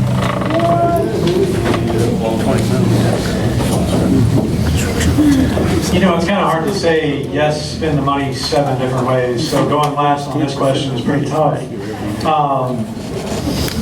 Yeah, it's your money. It's sitting there. The county has needs. Pretty simple answer. But my spin on it is that train is moving, like John's talking about. The board has done a lot, and they're continuing to do a lot. So can I sit here and tell you this is where I want all the money to go and start throwing out numbers? Of course not, because I don't know until I get there. But obviously utilizing it is the most common sense approach. Yes, does it need to be bigger than 20%? Doesn't seem like it. I would agree 20% seems pretty reasonable. My big concern, since I can't really pontificate more than these 6 did, my biggest concern would be when we start to build new things, we start to get new things. Everybody gets excited about that. I think it's awesome. It's a good way to, have a good vision for the future. What good does it do us if in 15 years it starts deteriorating and falling apart? We need to make sure when we start to unleash some of these funds and we start creating some of these awesome things that are years in the making, should have been done years ago, that we also can sustain the maintenance of any sort of new buildings, new projects, and new facilities. And not just sustain them, I have no offense to anybody, but not sustain them just to the standards that we're at, because things are falling apart. And we need to address that issue and make sure that if you guys get a new jail, if the seniors get a new center, if we get new schools, that they're beautiful, long into the future. Okay, thank you. I think I saw the first rebuttal was Mr. Culpepper, Mr. Sherrill, Mr. Loftus, Mr. Willis. I just wanted to add that I grew up in this rec park. I got dropped off here in the summertime in the morning and got picked up when it was about dark. I don't think that's legal anymore. I think you have to be 13 or something like that. But I should probably take some credit too, because I've been on the county recreation board for about 6 years now. So I did help initiate the redevelopment of this park that the county is going to do, has already started doing. And also, I was the spearhead of the connection between this park and the county library that already is a trail, the Bartram Trail, but it's going to be paved as a greenway with a boardwalk going over some wetlands, so kids can go back and forth between this rec park and the public library. Okay, thank you. Next up, we've got Mr. Sherrill for 30 seconds, and we'll be Mr. Loftus after that. Delay it, Bill, delay it. I'm sorry. Give me 2 minutes and then start. Folks, I'm gonna tell you real quick, 2014, I ran for this seat. And I don't know if any of you are here from Nantahala, but in Nantahala, they're asking for broadband, a new library, a community center. They were asking for the wastewater treatment plant facility at Nantahala School to be fixed. Somebody went over there every day to stir up sewage so that plant would work. Guess what, folks? I'm here proud to say to you, since we didn't do anything, that all those things that Nantahala asked for has been done by your current board in the last 3 years. So yes, I am very proud, and it will take me 10 minutes to tell you what all else we've done for you. Thank you, Mr. Sherrill. Next up, we've got Mr. Loftus, and we'll come to Mr. Willis after that. So we've all sat here and talked about the things that we need. The county already has a capital improvement plan. So we need to utilize that. These projects are already set up on that. We've got it laid out over a 20-year roadmap. We have to stick to it. Quit doing these studies and then not utilize them. Let's move the needle. Let's get them done. Stay on track with the plans, and we also need to have a replacement plan on that. Just because we're building a new high school, how long is that going to last? We need to have a plan for that. And the maintenance. Thank you. We'll come to Mr. Willis. Chris. I would just simply ask you to look at the videos of the commissioners' meetings, 23 and 24. Make your own opinion. I think in beginning at 25, when Commissioner Young started as chairman, things got back on track and things were getting done. And I do appreciate the board doing what they've done over this last year. Can I get 30 seconds? Yes, sir. I would just like to say, in all the capital spends that we're fixing to do, any construction project, if it goes over 10%, 20%, that's a big number. Who better up here to manage any of these projects? I've got the experience and I can get it done. Thank you. So we're going to come back to District 1. So Mr. Wilson will be up first. This one's going to be on property rights. And the question is, at what point does a neighbor's right to a clean environment and protected home equity outweigh a property owner's right to use their land as they see fit? Let me read it again. It's a long one. At what point does a neighbor's right to a clean environment and protected home equity outweigh a property owner's right to use their land as they see fit? I don't know that the county commissioner should get involved in that, to be honest. So I'll just leave it at that. When I heard it, I whispered to John, I said, this is a Supreme Court question. I remember years ago, it's been a long time, but then we tried to do a little bit of zoning in the county, and that didn't work out so well back then either. Nobody likes to get told what to do on either side of it, and we've all had a bad neighbor. So that's where I'm leaving them.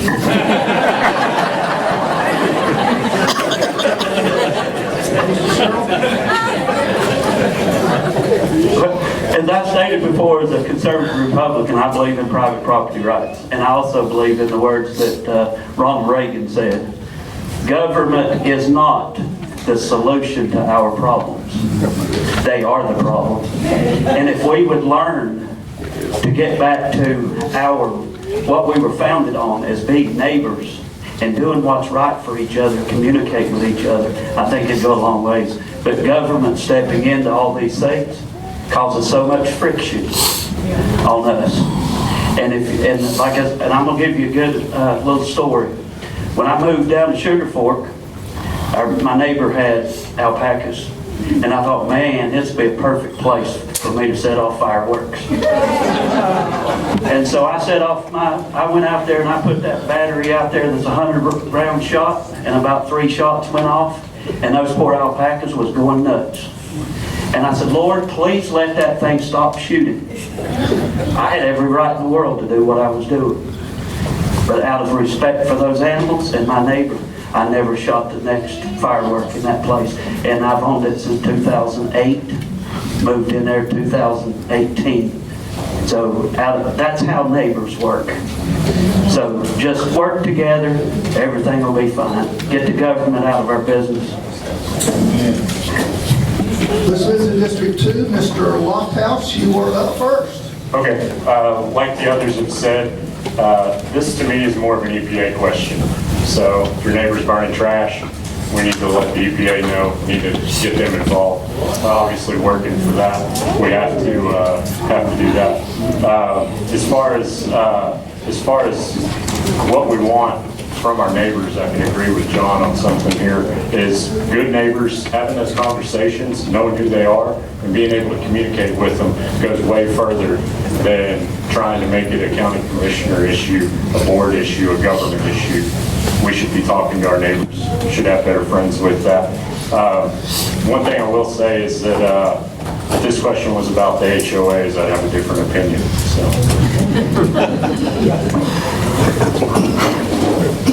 So for me, if you give the government an inch, they'll take a mile. So, and they've seen that a lot of my customers from Florida, they're like, yeah, we started zoning. It seemed like such a great idea until they told me what color I could paint my house, how my doghouse, the size of my doghouse had to be, what flowers I could plant in my front yard. So don't ever give the government a right to your property. If you want to live in an area where you have rules and restrictions, I would recommend you get in a subdivision where they have those rules. But as far as I'm concerned, if my land's unrestricted, it's my land and I can do whatever I want. And yes, we need to have a camaraderie with our neighbors where we know to do the right thing and just be good people, you know. And we can start a campaign and have some billboards. Just be kind, be nice, be a good neighbor, you know. Amen. So, you know, this is like a federal issue and not what you're thinking. What I'm saying is problems that we all complain about when it comes to Congress or Senate is the fact that they're not abiding by the laws. They're not following the Constitution. And what is it usually people say? Well, we should make a law to do this, we should make a law to do that. The truth of the matter is, there are laws on the books, there are ordinances on the books. If they're not being enforced, making something new that ends up not being enforced as well is a waste of time. So if there's something on the books that's already there and it's not being enforced, well, let's address that. If it's to the degree that we don't even need it anymore, let's address that. Let's not just start creating laws to start solving problems that are going to get ignored. Those laws are going to be ignored. Now, on another note, being a good neighbor, absolutely. I'm going to give you, hopefully, a quick example. We have to have community ownership. And what I mean by that is, I was a full-time youth pastor when I came out of college. So I was getting paid to work at a church and a Christian school. A few years after that, God led me out of that. So now I pastor, but I work full-time. We call it bivocational. One of the big shifts that I noticed, when I was working for the church, people expected me to do things because I was on staff. On Sunday morning, dressed a bit like this, the toilet's backed up, pardon, and the person comes to me and says, hey, the toilet's stopped up. And I said, well, I'll take care of it later. They said, you need to take care of it right now. Isn't that what we pay you for? Now here's my thought. It's ownership. As a church, it's our church. It's our community. Let's create community ownership.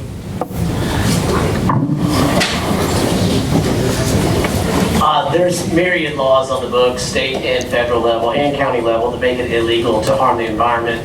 Absent of those, there's entire civil court systems that are set up to solve this problem between private property owner disputes. One thing I wrote, individual liberties and private property rights are the only things we have in this world that differentiate us as citizens in instead of subjects of the state. The individual property rights, individual liberties and private property rights are the entire foundation of the Enlightenment that brought us out of the Dark Ages and the entire foundation of Western philosophy in which society was created. Individual rights need to be respected. Individual liberties and private property rights need to be respected in as minimal as is possible. Any rebuttals? Bill? Did you go? Yeah, We'll start with Mr. Lofthouse. Bill, do we have time for one more question? Page 421. 421, Betty? It's about 14 minutes of questions, so. Okay, so let's pick a good one here. Okay, all right. So we're gonna start back over District 1, Mr. Wilson. You will start us off. This is labor shortage. So regarding the school bus driver crisis, what specific role should the board take through funding or policy to ensure driver pay and incentives are competitive? You know, I've got several friends in the education industry right now, all about the same age. One of them is a dual, well, most of these teachers drive school buses as well. He said, you know, we did get a raise, but then it affected his taxes a little bit, so at the end of the day, he wasn't bringing home as much money as he was before he even started driving the school bus. If we can't get our kids to school, what are we doing here? Right? Like, we got to get our kids to school. And I know labor shortage is labor shortage. The only way you get people to go to work is for money, right? I don't show up because I love it. I show up to get money. And we're not going to get them to come until we get them some money. So if we get some extra money, revenue elsewhere, I heard the jail project could actually bring in that revenue. So I think that's a great idea. Anything like that we can help our folks is great. We're building high school, that's square footage. The teachers and staff of that high school, that's building the future. And that's what we got to have.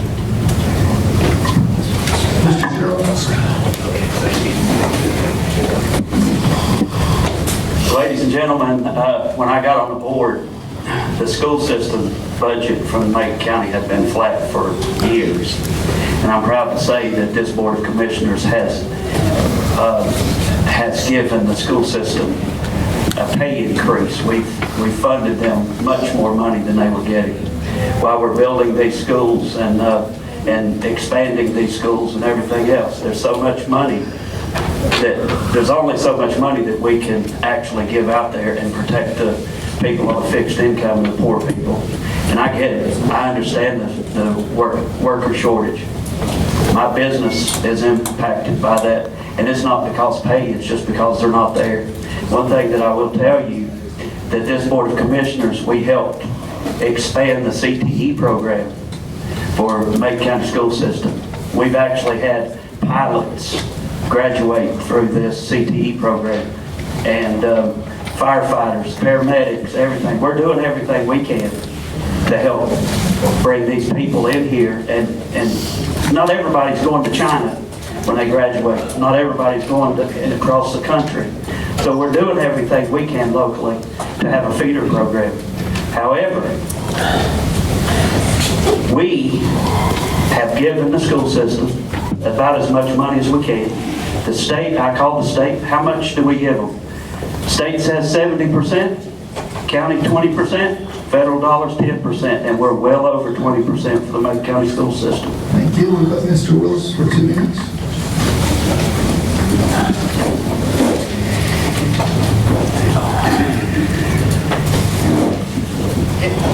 The question was, how do we fund and get school bus drivers? Obviously, we need to check and see what the pay scale is. I'm unfamiliar with what the bus drivers are getting paid, but we need to promote that and make it more attractive to them. We need to do what we can in regards to marketing that, get the word out that we need bus drivers. So I would just take that approach to it and see what we can do to get more bus drivers out there. Thank you. We're moving to District 2. Ms. Burns, you were up first. So, I can can assure you that nobody in this room would want to be a bus driver and get paid what they get paid. I mean, I'm just going to straight up tell you, my sister-in-law, she drives a bus and is an assistant teacher up in Highlands, and it's pitiful what she makes. And every one of us should be concerned about that. This is the future of our county, and we keep forgetting how important our children are. That little boy that's getting on that school bus, he's going to be your doctor one day. You may be in an emergency room somewhere, and the nurse that's reading your CT scan is that little girl that you want to be well educated. So before we say we don't need to fund schools and we don't need to help this or help that, you better realize the importance of it, because one day you're going to need those little kids. And I do want to say this about the bus drivers. My aunt was a bus driver. It was pitiful what she made, and she actually saved when the people had the guns on the school bus. She was the one who actually stopped them from shooting our kids. And I'm telling you, what they put up with and what they have to do day in and day out, you wouldn't drive a bus, you wouldn't want to be a part of that, and they deserve as much money as we can give them, and I'm just going to be honest with you. And I think that we all should support that. And plus, you have to realize, do you know how many times a day that people that work for me say, oh, I got to leave work because the school bus driver can't drive the bus today? Do you know that's a hindrance on me as an employer? Because they got to go pick their kid up from school because they don't have a bus driver? That's sad. We got to make things happen. We got to do this, and we can do it through any means, like I said, grants or whatever we got to do. We got to make things happen. I think having a good partnership with the school board, talking to the schools, figuring out, talking to the people that are living it, and seeing what we can do, hearing from people.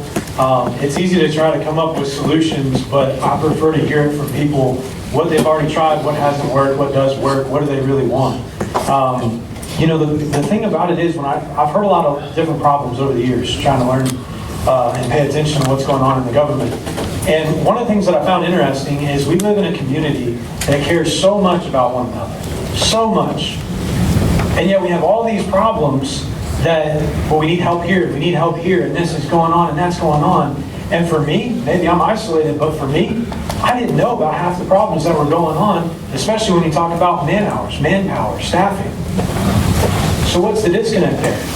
Folks want to help, their heart is to help their community, but if they don't know there's a need, we got to let them know there's a need.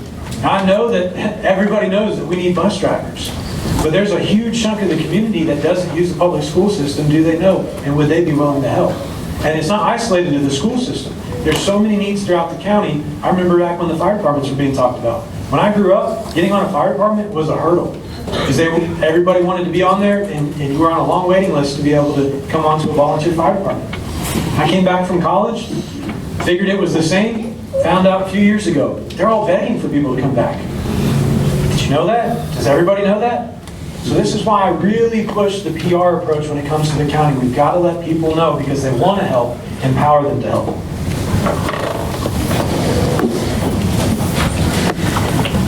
Schools should never be the low man on the totem pole, and bus drivers shouldn't be the low criminal on the totem pole of the school system. For a lot of kids going to school, that's the best food, the most love, and likely the best warmth they're going to get of the entire day. So it's important to get those kids to school. And thank God for good bus drivers that do keep snacks on those school buses to give to those kids. If we have a problem with funding and we don't want to cover it ourselves, send it up the ladder. Let's yell at the state. Why are we not getting the appropriate funding? We have two great representatives right now in Raleigh that live in Macon County. If we need more funding, send it up the chain. That's our government too. The state is not somebody else, it's us. It's our money, so let's advocate for it. There is a problem with school funding in North Carolina, and it has a lot to do with the lottery system. When the lottery system was set up, it was going to be the answer to the school system. We were going to fund the school through the lottery system. So we initiated a lottery, that's how it was sold to us. The state basically cut education out of the general fund, used lottery funds. It was supposed to be, I believe, 32% of lottery funds. That's been cut, I think, to 16%, and that's the funding we get. So we do have a problem, but us in this room complaining about it is not going to get us anywhere. We need to go directly to the state. The county commissioners can advocate for that and say, hey, this isn't working. Give us some of our money. It's our tax dollars. We need them here in Macon County, and we need to give the schools love. So obviously we've all received the text messages every night that the bus driver can't run, bus isn't there. it affects our daily lives. We have to leave work early, we have to pick up our other kids. It changes everything that we do. Like she said, employers have to make changes. I actually went through the bus driver class with Todd Gibbs. I wanted to find out what the problem was, figure out why we're doing this, and what the actual issue is. So the issue is pay. So the state came down and they said, hey, this is the minimum that you should pay your bus drivers. So the state's already decided that. With that, other counties on the commissioner level have decided to add to that. So we need to come together and decide what that's worth, whether that's researching the counties that are around us to decide what they're paying their bus drivers. I like what Dylan said with speaking to those people and finding out what works for them. But we have to decide what's important to us and where that money goes. We can build a Taj Mahal down here for a new school, but if we can't get our kids there, it really doesn't matter. So I think that we need to look at that as a priority and understand that. I'm all for other people volunteering to drive a bus. I'll agree with Kelly. Nobody wants to do that. We have to make it worth their time. And it has to be people that we can trust. It has to be people that are reliable. And it has to be people that we would want to put our kids with. We shouldn't be paying people at Chick-fil-A more than the people that we're sending our kids with to school. Like David said, that's probably the only place that those kids may get a hot meal. Could be the only place that they get that warmth. So, thank you. So, Bill, 30 seconds. We've got, hold on. So, Bill, put 30 seconds on the clock. Mr. Willis requested the rebuttal first, and then we'll go to Mr. Sherrill. By no means are we experts as to what needs to be done. We have a lot of experts right here out in the crowd. So your opinion and your solutions matter. And we need to be able to listen to those solutions and take them forward.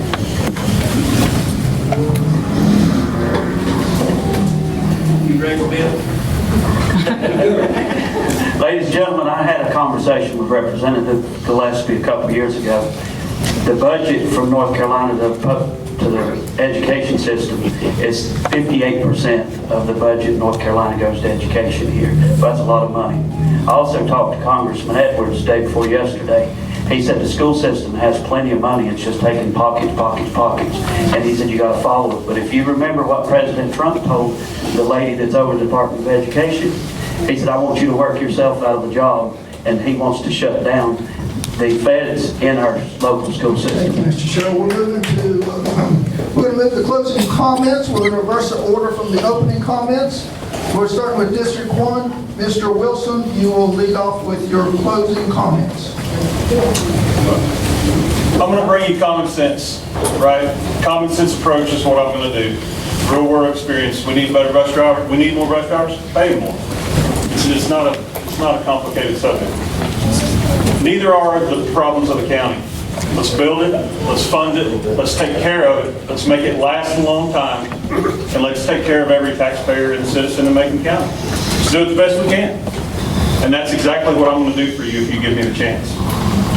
Everybody that knows me will go to bat and say that I work and work and work. That's all I do. I got 2 jobs, coached basketball last year. I got a kid playing basketball right now, and I love him. We got a lot, and I want to give you what I got while I still got the energy to give. Thank you. Thank you. Next up, we've got Mr. Willis, will be second, and then we'll go to Mr. Sherrill. Excuse me, is this 2 minutes? This is 2 minutes. 2 minutes for closing statements. Make it really easy, I'll read off my statement to you. My decision to run for county commissioner is a hope to extend the lifelong service I've given to the place I'm proud to call home. Throughout the years, working alongside local families, community organizations, and neighbors across our county, my purpose has always been the same: strengthen Macon County today so the generations that follow are safer, happier, and have better opportunities. I'm a problem solver, and everyone that steps up to that podium in the commissioners meeting will be treated with dignity and respect. I'll be ready on day one. You're just not constituents to me. You're my family, you're my friends, you're my neighbors. Thank you, and I respectfully ask for your vote. Thank you. Mr. Sherrill, you're up next. I've always had a hard time making one sentence in 2 minutes. They've really restricted me today. But anyway, folks, listen, I think that myself and this current Board of Commissioners has proven ourselves. So I'm going to ask you today, I've got 10 meetings left of this first term. Win, lose, or draw, I'm going to give it all I've got for 10 months or 4 years and 10 months. And I respectfully and humbly ask, I'm not looking for a job. I have plenty of work. But I'm asking you to hire me again for 4 years. I actually love serving you. I love serving with this board that I'm on and all the county staff that we're working together to move this county forward. My whole goal is not to pay taxes. My whole goal is to move this county forward and not penalize our poor people that can't afford to pay anymore and our people on a fixed income that can't even buy their medicine. And I'm going to be presenting something in the future, this next meeting or in March. And we'll see where you guys are. I hear it all the time. Oh, we want to pay more. Good. I'm going to set something up for you, and we'll let you put your money where your mouth is. And we'll move this county forward and leave the poor people and our wonderful people on a fixed income alone. My mom was in that boat when she was alive. She couldn't survive without us. We had to give her $600 a month just so she could buy her medicine and her food. Thank you, and I humbly ask for your vote in the May 3rd primary. John Sherrill, thank you. Let's move to District 2. In reverse of order, we'll start with Mr. Lofthouse and come this way. You've got 2 minutes. All right, everybody, like Don, I took some time to put this closing statement together so that I didn't miss anything. So I'm going to read off what I have here. I want to thank everybody for showing up today. I know there's other things that you could be doing, and I appreciate that. I want to thank everybody else that's sitting up here, putting yourself out there, because it's taking time, it takes a lot, and we all have to adjust to it. I really do respect and admire each of you for wanting to serve. I'm always willing to share my perspective on any issue because transparency matters. But in my opinion, it's just that. It's one person. It's just me. When people ask, what are you going to do about this if you're elected? I struggle with that question because I'm one vote out of 5. I'm one voice out of 5. The biggest takeaway that we need is we need to understand that this is collaboration, not individual power. So because of that, what matters more to me than my personal priorities is a promise that I can make to you, and that is, if I'm elected, I'll be reasonable. I'm going to listen to other commissioners, treat them with respect. I'm going to work with them, have a good open mind, and approach every decision with an open mind. I understand there'll be times when we disagree, but we can do it civilly. Disagreement doesn't mean dysfunction. We're all working towards the same goal. Macon County operates under a county manager form, council management form of government. Board sets policies, approves budget, provides long-term direction. Long-term direction. That means working closely with folks like our county manager Warren and Tammy and our finance team. And if I believe in strongly something, this is what I'm advocating for. Thank you. Now comes to Mr. Culpepper, coming right down the line, reverse order. Yes, sir. That's fine. The winner of the debate today is Macon County because you don't have that choices up here. Thank you all for throwing your hat in this arena and for wanting to serve the citizens of Macon County. I think Macon County will be well served no matter what direction we go in. That being said, I want to live in a community in which we don't need to build a bigger jail. That might not become a reality, but that's the vision that I want to see. I want to invest in youth here, put money here, so we don't have to arrest them and incarcerate them here. There's a dichotomy there.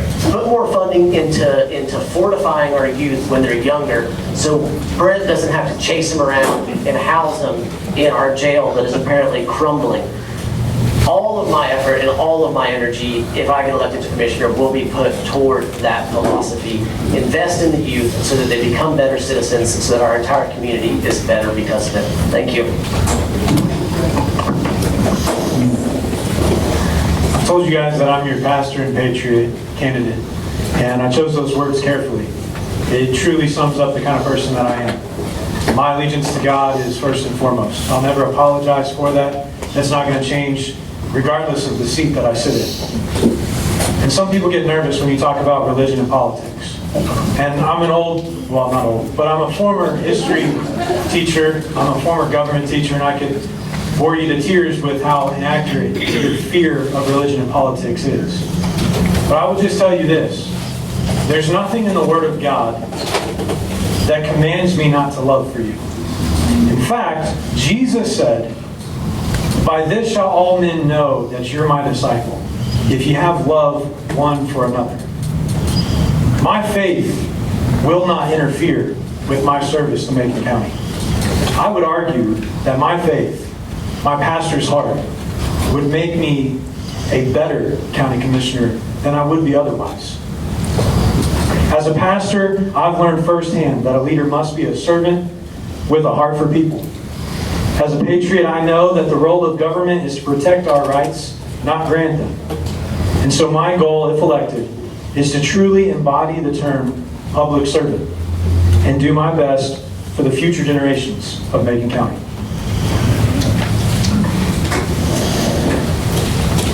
So for me, the Lord put it on my heart about 20 years ago to start serving the community.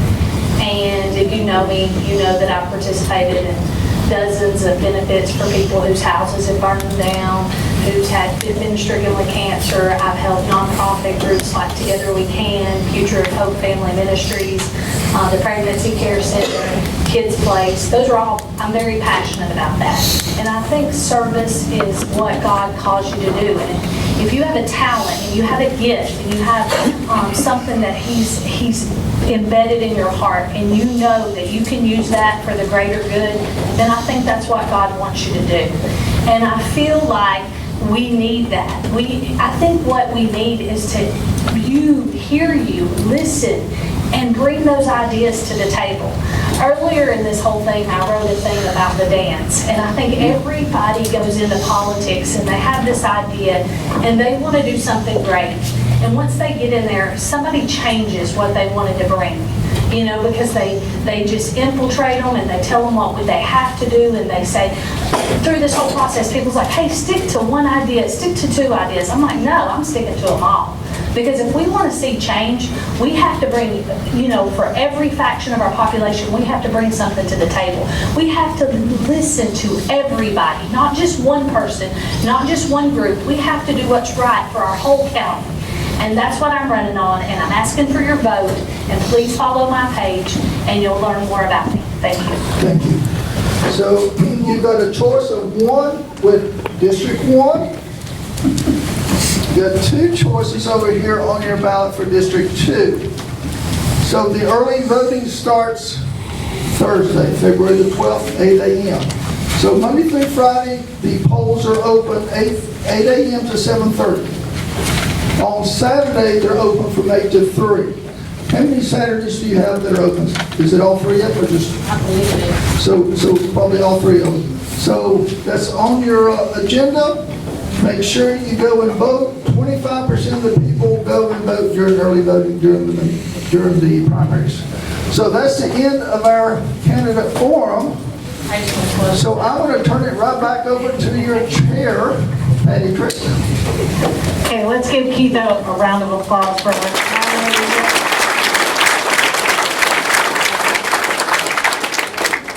We really appreciate you doing this. It keeps me out of trouble. I also want to make sure to thank the candidates. And you guys did such a wonderful job of being so respectful sitting out there, but now's your time to let it all hang out and give them all a great big round of applause.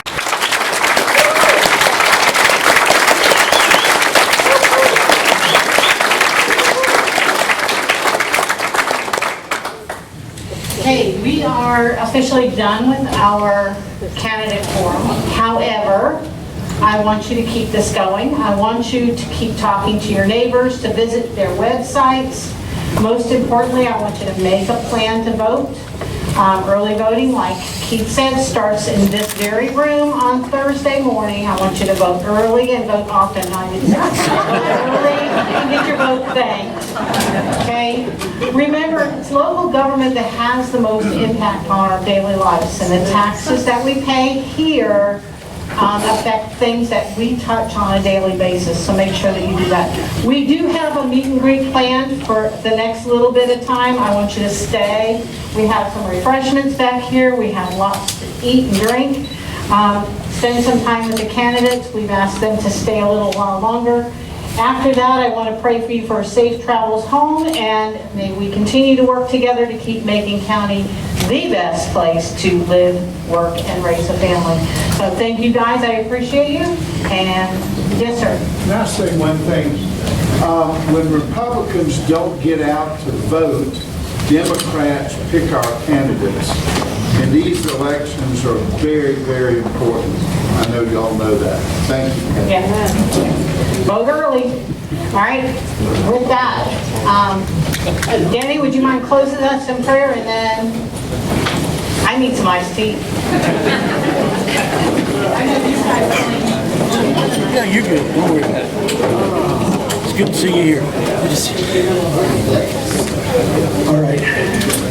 Father, we thank you, Lord. Thank you for what you've given us here today.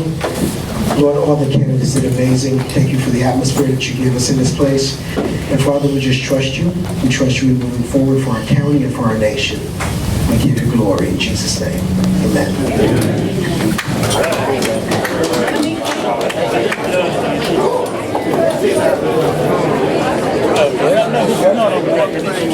Let me make a comment. So what do you think of this far? It was interesting.